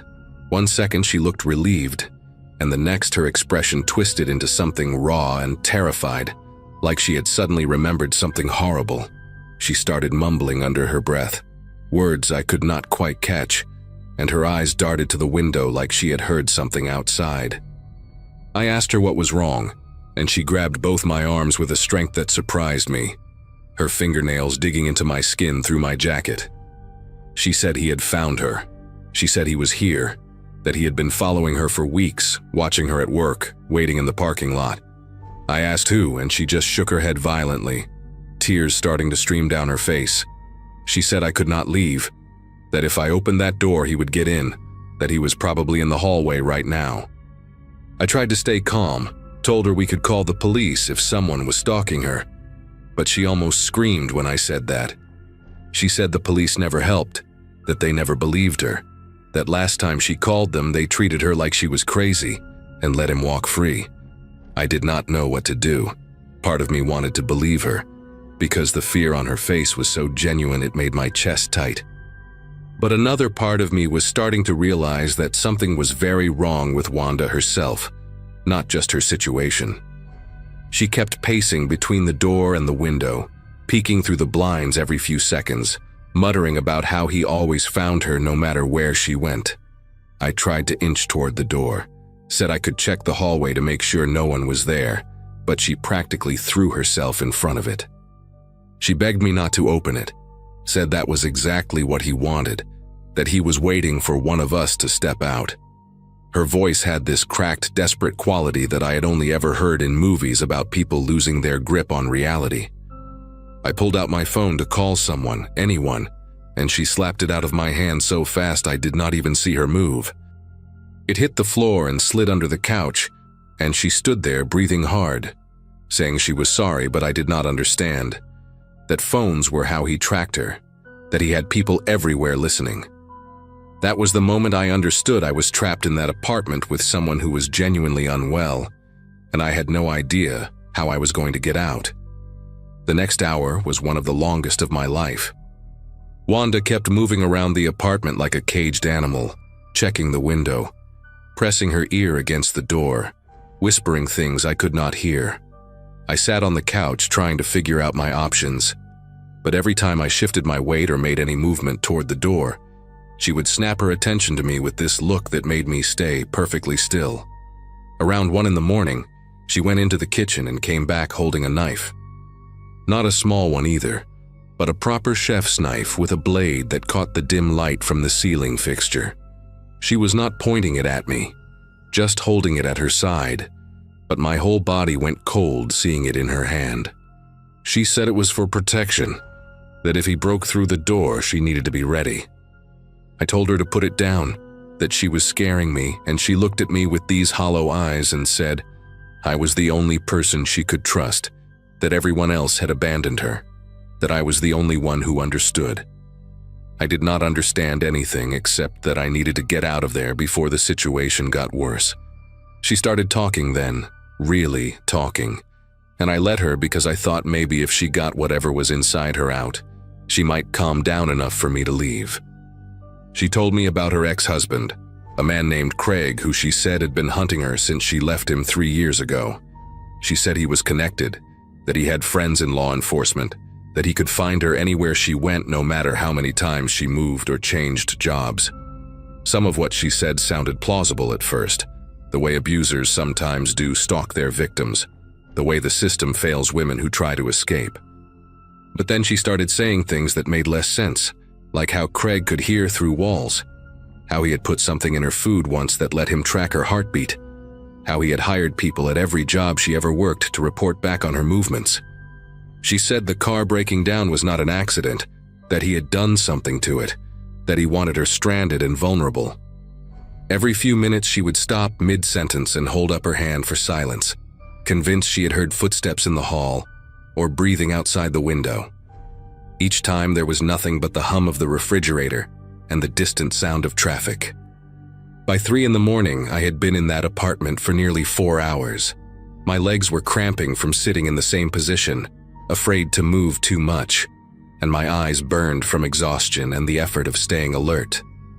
Wanda had finally stopped pacing and sat down in a chair facing the door, the knife resting across her lap like some kind of guardian talisman. She kept talking, but her words were getting slower, slurring together in ways that made it hard to follow. She would trail off in the middle of sentences, stare at nothing for minutes at a time, then suddenly jerk back to alertness and repeat something she had already said twice before. I realized she probably had not slept in days, maybe longer, and the exhaustion was finally starting to win against whatever adrenaline had been keeping her going. I stayed quiet, kept my breathing steady, and watched her eyelids grow heavier. Every time her chin would dip toward her chest, my heart would pound with the possibility of escape, and every time she would snap back awake and look around the room with wild confusion. But the intervals between those moments started getting longer, her head staying down for 30 seconds, then a minute, then longer still. I do not know exactly what time it was when I finally moved, maybe close to 4 in the morning. Wanda had gone completely still in the chair, her breathing deep and rhythmic, the knife still in her lap, but her grip on it loose. I sat there for what felt like an eternity, watching her chest rise and fall, terrified that any sound would bring her back. When I finally stood up, my knees almost buckled from being locked in place so long, and I had to bite the inside of my cheek to keep from making a noise. I moved toward the door one slow step at a time, avoiding the spots on the floor where I remembered the wood had creaked earlier. The deadbolt made a soft click when I turned it, and I held my breath so hard my chest ached. The chain lock was harder, my fingers clumsy and sweating, but I managed to slide it free without the metal rattling. I did not look back at her. I just opened the door as slowly as I could, slipped through the gap sideways, and eased it shut behind me.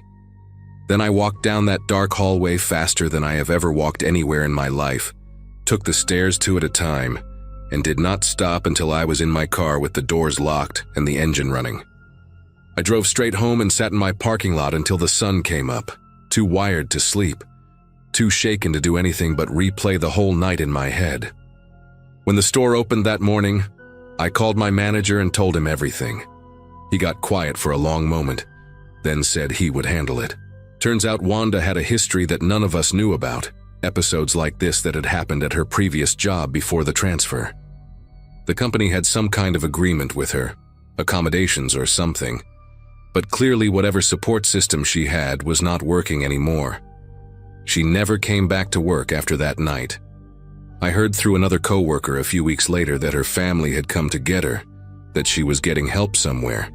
But I never got details, and I did not ask for them. Part of me felt guilty for running, for not calling someone to check on her, for just saving myself and leaving her alone in that apartment. But another part of me knew that staying could have ended in a way I do not want to think about.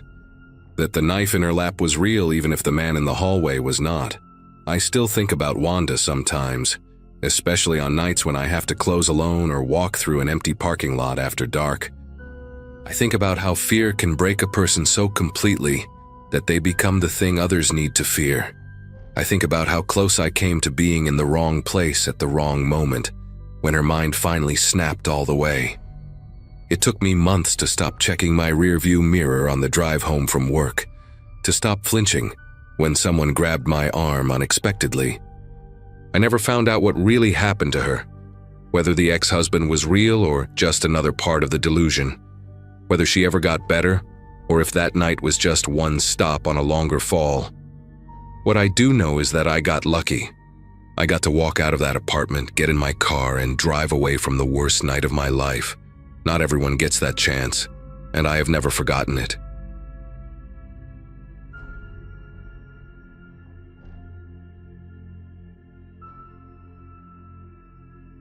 Working nights at that small highway hotel had become a strange sort of comfort for me.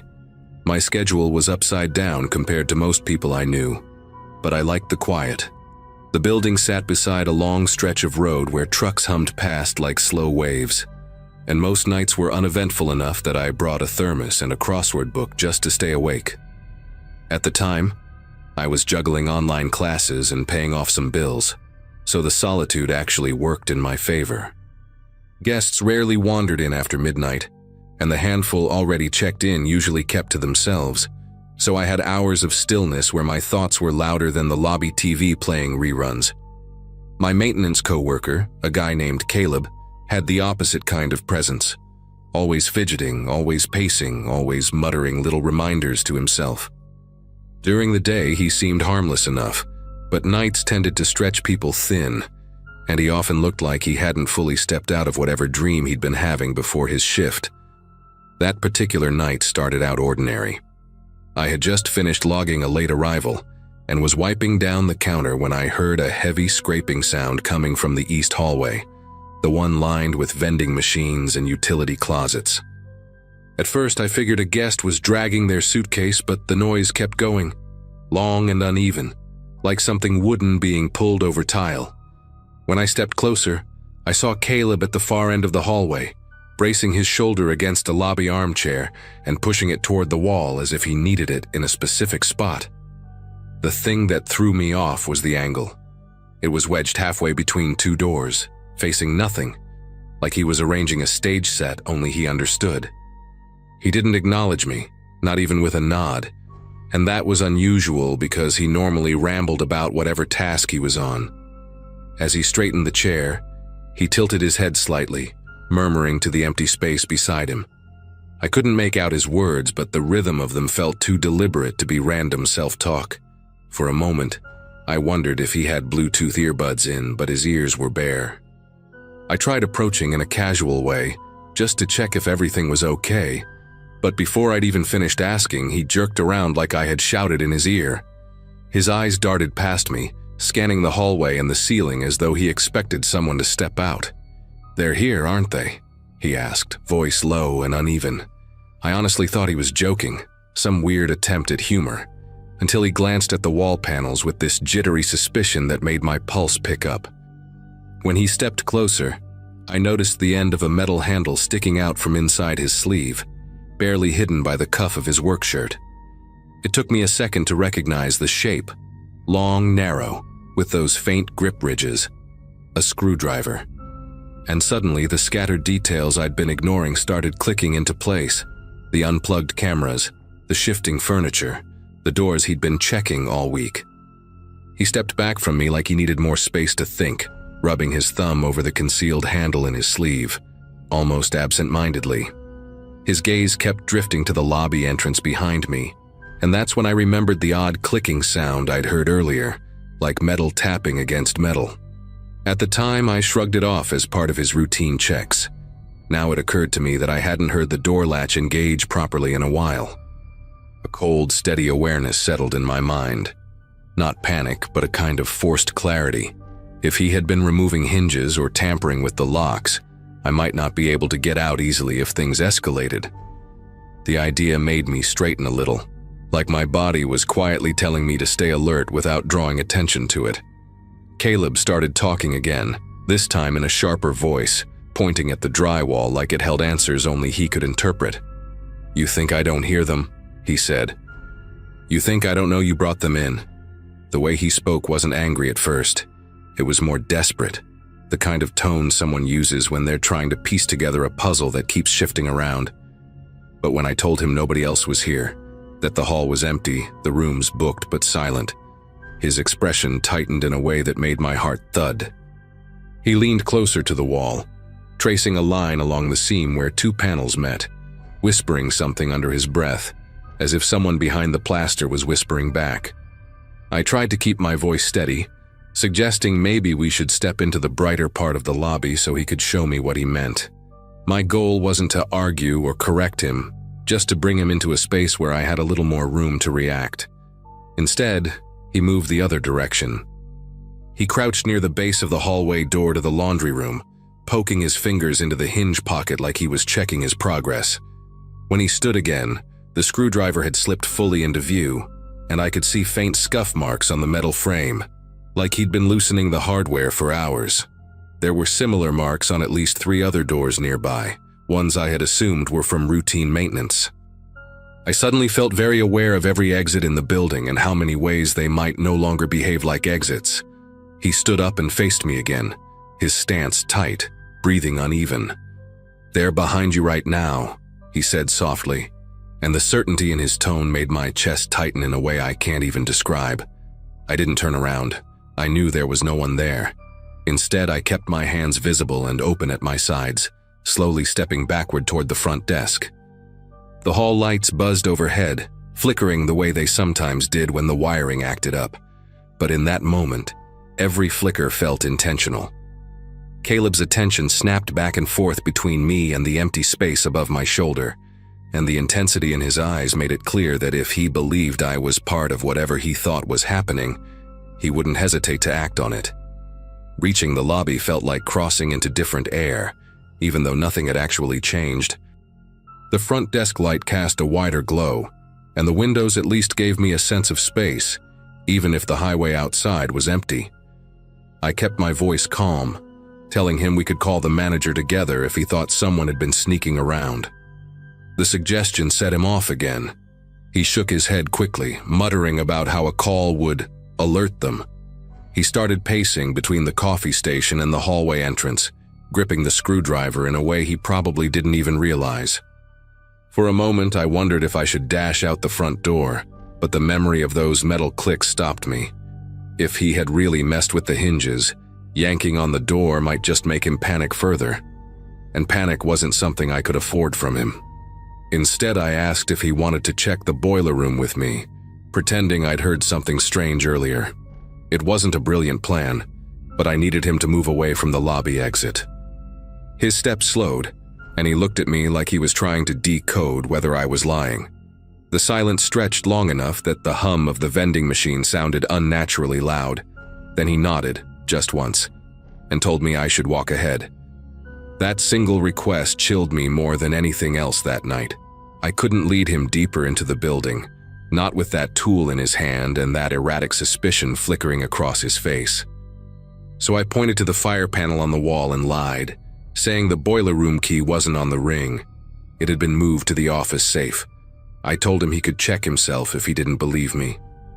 The office door was beside the desk, and as soon as he turned toward it, his focus tunneled in on the keypad like it held the final proof he needed.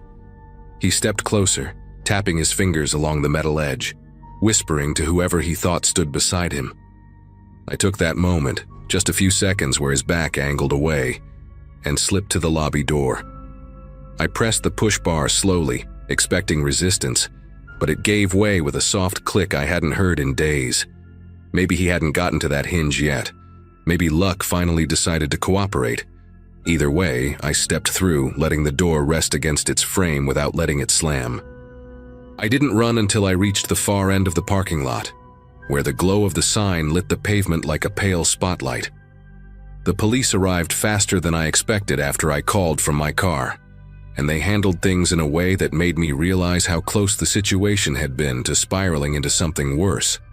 They found several door hinges loosened, a handful of lock plates removed, and 2 unplugged cameras tucked neatly into a cart he'd been pushing earlier. Caleb didn't resist when they approached him. He just kept staring at the walls as if someone was about to step out from them. I never got a clear explanation about what he believed was happening, and maybe he never had one himself. The building eventually got new staff and updated security, and I found a different job not long after. Even now, though, whenever I walk past a door with a hinge slightly out of place or hear the scrape of furniture on tile, a part of me remembers how easily a familiar space can shift into something dangerous without anyone noticing until it's almost too late.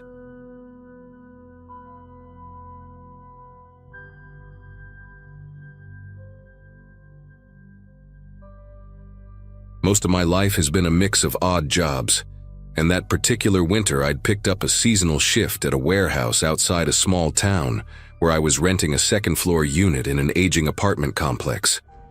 My schedule had flipped upside down because of holiday demand, so I'd been working late nights, finishing around midnight or a little after. The place itself had that industrial smell of cardboard dust and cheap heater vents, and everyone walked around half awake, trading jokes just to stay moving. I kept mostly to myself, sharing quick conversations during breaks but never getting too close to anyone. That's probably why I didn't notice right away how one specific coworker had inserted himself into almost every end-of-shift routine. His name was Darren, quiet at first glance but always drifting toward whoever seemed tired or distracted. The habit started small. He'd casually offer to walk people to their cars in the back lot since the area wasn't well lit, and sometimes felt uneasy after midnight. Most folks didn't think twice about it, accepting the company if they didn't want to cross the icy pavement alone. He had this way of lingering near the punch-out station, waiting until someone else grabbed their stuff so he could fall in step behind them. One night, while we were putting pallets away, he started asking questions that felt oddly specific for such a casual chat. He asked another coworker, a guy named Travis, how far he lived from the highway, then asked if he lived alone or with roommates. The questions sounded almost like he was preparing a survey, but without any normal reason behind it. Travis laughed it off, but I remember the way Darren watched him afterward, like he was storing the answers somewhere in his head. I figured maybe he was awkward socially, or trying too hard to make small talk, until he turned the same line of questioning toward me during break. He asked which direction I drove home, then asked if my building had underground parking or street parking. He went further than that, asking whether my neighbors were home often, and if people tended to leave their lights on late. He said it all like he was discussing weather patterns, totally casual, but something in the pacing of his questions felt unnatural. I tried answering vaguely without giving anything real. I mentioned traffic lights and general streets but kept it broad. He nodded along like he understood exactly where I lived, even though I'd been intentionally unclear. What bothered me wasn't the questions themselves, but how invested he seemed in each answer, like he was assembling a map. The night everything shifted happened after a long shift of sorting incoming shipments. Most of us clocked out at the same time and headed toward the back exit. I walked out with another coworker, Jenna, and we chatted a bit while the cold air hit us. Once she drove off, I noticed Darren standing near the dumpster enclosure beside the exit door. He wasn't smoking, wasn't on his phone, wasn't doing anything at all, just watching the parking lot. The lights from the warehouse cast this dull glow on him, and despite having clocked out at least 10 minutes before me, he hadn't left. I tried not to think too much of it, unlocked my car, and got inside. When I glanced in the rearview mirror before pulling out, he was still there, barely moving, his focus fixed on the rows of vehicles like he was waiting for something specific. As the sun came up the next morning, I was barely awake when someone started pounding on the door of the warehouse office before our shift began. Everyone looked around, confused, until a supervisor hurried over and opened it. 2 police officers stepped inside, their coats dusted with frost, and asked if they could speak with whoever had access to the overnight schedule. The room went quiet in that way where you can practically hear people thinking. One of the officers mentioned a break-in at an apartment complex across town. Windows smashed, door forced.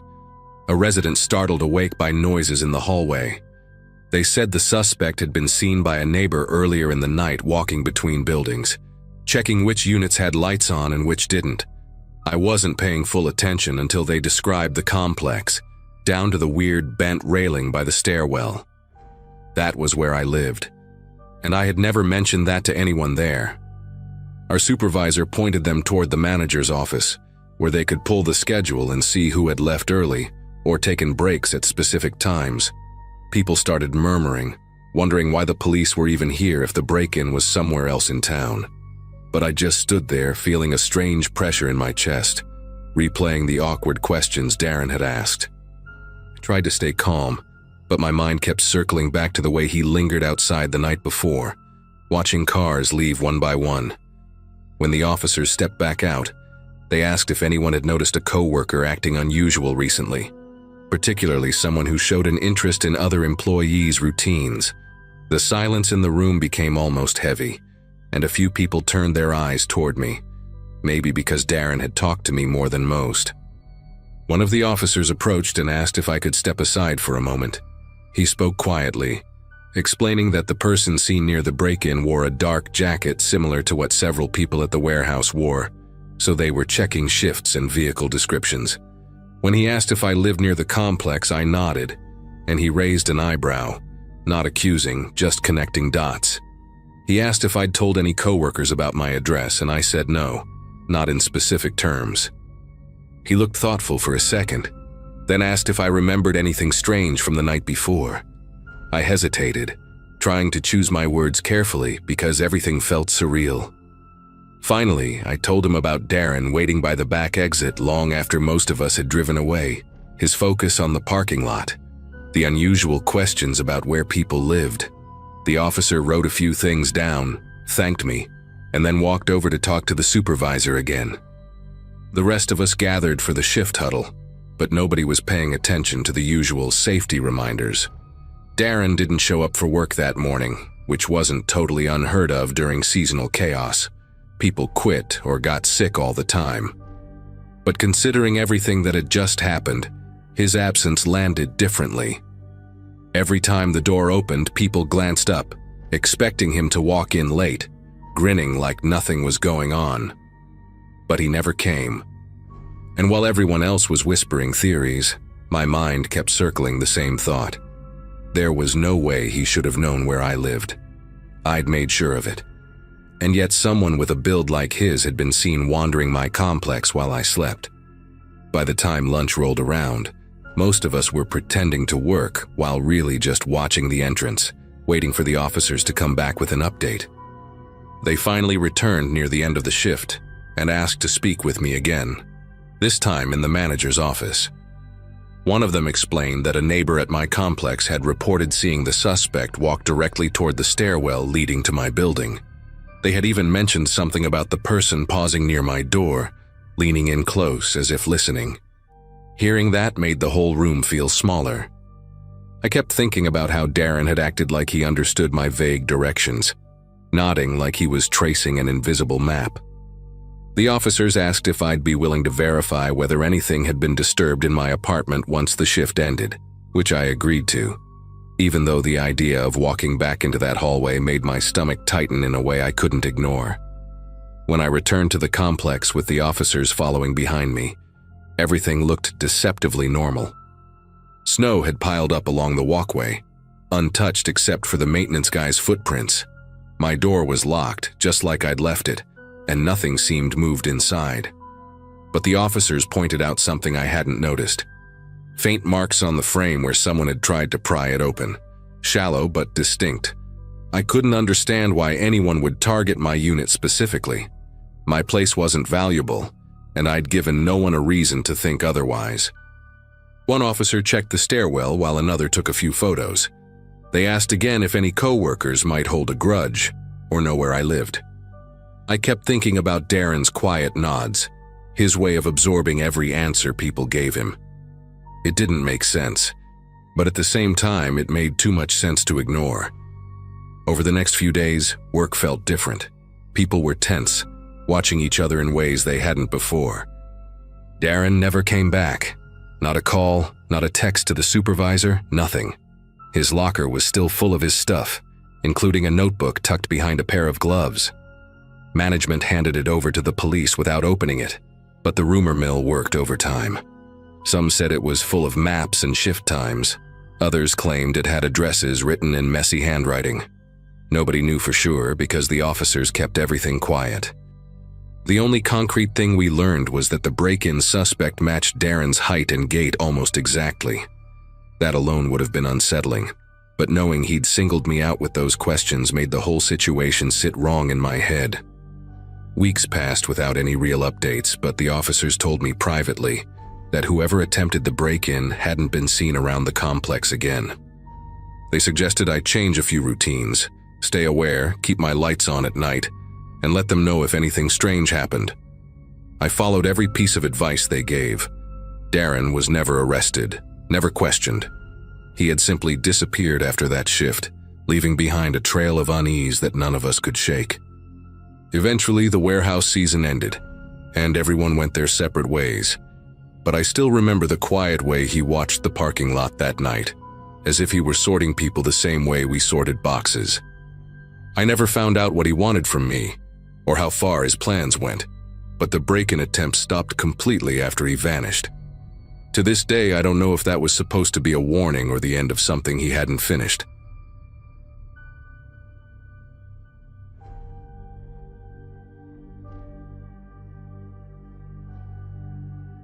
The overnight shifts at the hospital used to give me a strange sort of comfort, like the quiet was a break from the usual chaos of the day. I'd been working in radiology for a few years by then, long enough to know every weird hum from the old MRI suite and the exact pattern the fluorescent lights made when they flickered. That night started like any other, me eating a microwaved burrito too fast, scrolling through my phone between scans, and trying to stay awake as the place settled into that eerie stillness only hospitals get after midnight. My life at the time was pretty routine. Work, sleep, repeat. I wasn't chasing excitement, and I definitely wasn't looking for anything unsettling. But around 1 in the morning, as I walked down the south wing toward the imaging station, I saw someone standing near the end of the hallway. Someone I recognized instantly, but who had absolutely no reason to be there. His name was Marcus. We weren't close, but we ran into each other enough during regular daytime shifts to exchange the usual small talk. He worked on the orthopedic floor, 1 level below mine, and his schedule never overlapped with nights. The guy had this habit of leaning slightly to one side when he stood, like he was saving energy, or thinking about something far away. That part of him looked the same, but everything else felt wrong in a way I couldn't explain at first. He was only partly visible under the emergency lighting, one shoulder lit, the rest of him swallowed by the dim stretch of hallway behind him. He didn't wave, didn't nod, didn't even seem to breathe deeply. Just watched me as if he'd been standing there long before I turned the corner, waiting for me to notice. I called out to him, something casual like, "Dude, what are you doing up here?" expecting him to laugh or tell me someone screwed up his schedule. Instead, he tilted his head just a little as if the movement was delayed or he was mimicking something he'd seen humans do before but hadn't mastered. Then he repeated my exact words back at me, same tone, same pacing, just slower, like the sound had to travel through something thick before it reached me. It caught me so off guard that I actually stopped walking for a second, trying to make sense of it. I asked again if he was all right, and he repeated that too, a beat later, every syllable stretched thin. No emotion, no confusion, just this blank expression that never shifted, not even when I stepped closer to him. It felt less like someone responding and more like a recording lagging behind. I told him I'd call security if he didn't explain what was going on, and he finally turned away, disappearing into the stairwell without making a sound. I figured maybe he was having some sort of episode or messing with me, but something about the way he moved, smooth, almost too smooth, didn't line up with the guy I knew. I went back to my station trying to shake it off, chalking it up to exhaustion. But 15 minutes later, when I left the imaging room to grab a chart, he was there again. Different hallway this time, closer to my wing, standing half hidden behind a supply cart like he'd been placed there on purpose. Same posture, same stare, same complete stillness. And when I said his name, he didn't even blink. He just began to repeat it back to me, dragging out the sound as if testing the weight of it for the first time. The more the night dragged on, the harder it became to convince myself this was some strange misunderstanding. I even checked the staffing sheet at the nurse's station, scrolling through the roster twice just to be sure I wasn't mixing up names or dates. Marcus wasn't assigned anywhere in the building that night. The orthopedic floor was staffed with a completely different team, and nobody had swapped shifts. Still, every time I stepped into a new hallway, whether I was heading to the CT room or cutting through the short corridor by the elevators, he was already there. Sometimes he stood at the very end of the hall, barely visible under a dying light fixture. Other times he was positioned unnervingly close, so still that it felt unnatural. I tried calling out to him again, louder, but each time he only copied my words back at me, just a hair too late, like an echo with intention behind it. I thought about calling security again, but the truth is I hesitated. The hospital was short-staffed that night, and the last thing I wanted was to kick up a fuss if it turned out to be a harmless mix-up. I even texted one of the orthopedic nurses I knew, asking if Marcus was covering for someone or doing some kind of after-hours project. She replied almost immediately. He had clocked out earlier that afternoon. She'd literally watched him leave. That message made something tighten in my chest, this deep, spreading unease that wouldn't let go. I walked back into the radiology suite and locked the door behind me, something I'd never done in all my time working there. About 30 minutes later, I had to step out again to bring a patient down for a late-night ultrasound. I wasn't exactly thrilled about leaving the safety of my room, but I couldn't justify ignoring a scheduled scan. When I pushed the door open, the hallway outside looked empty at first glance. Too empty, actually, like someone had cleared out faster than they should have. The air felt heavy in that space, the kind of quiet that makes every sound ring louder than it should. I kept my head down and moved quickly toward the elevator, rehearsing what I'd say if I saw him again. But halfway there, I caught a glimpse of movement near the water fountain, just to my left.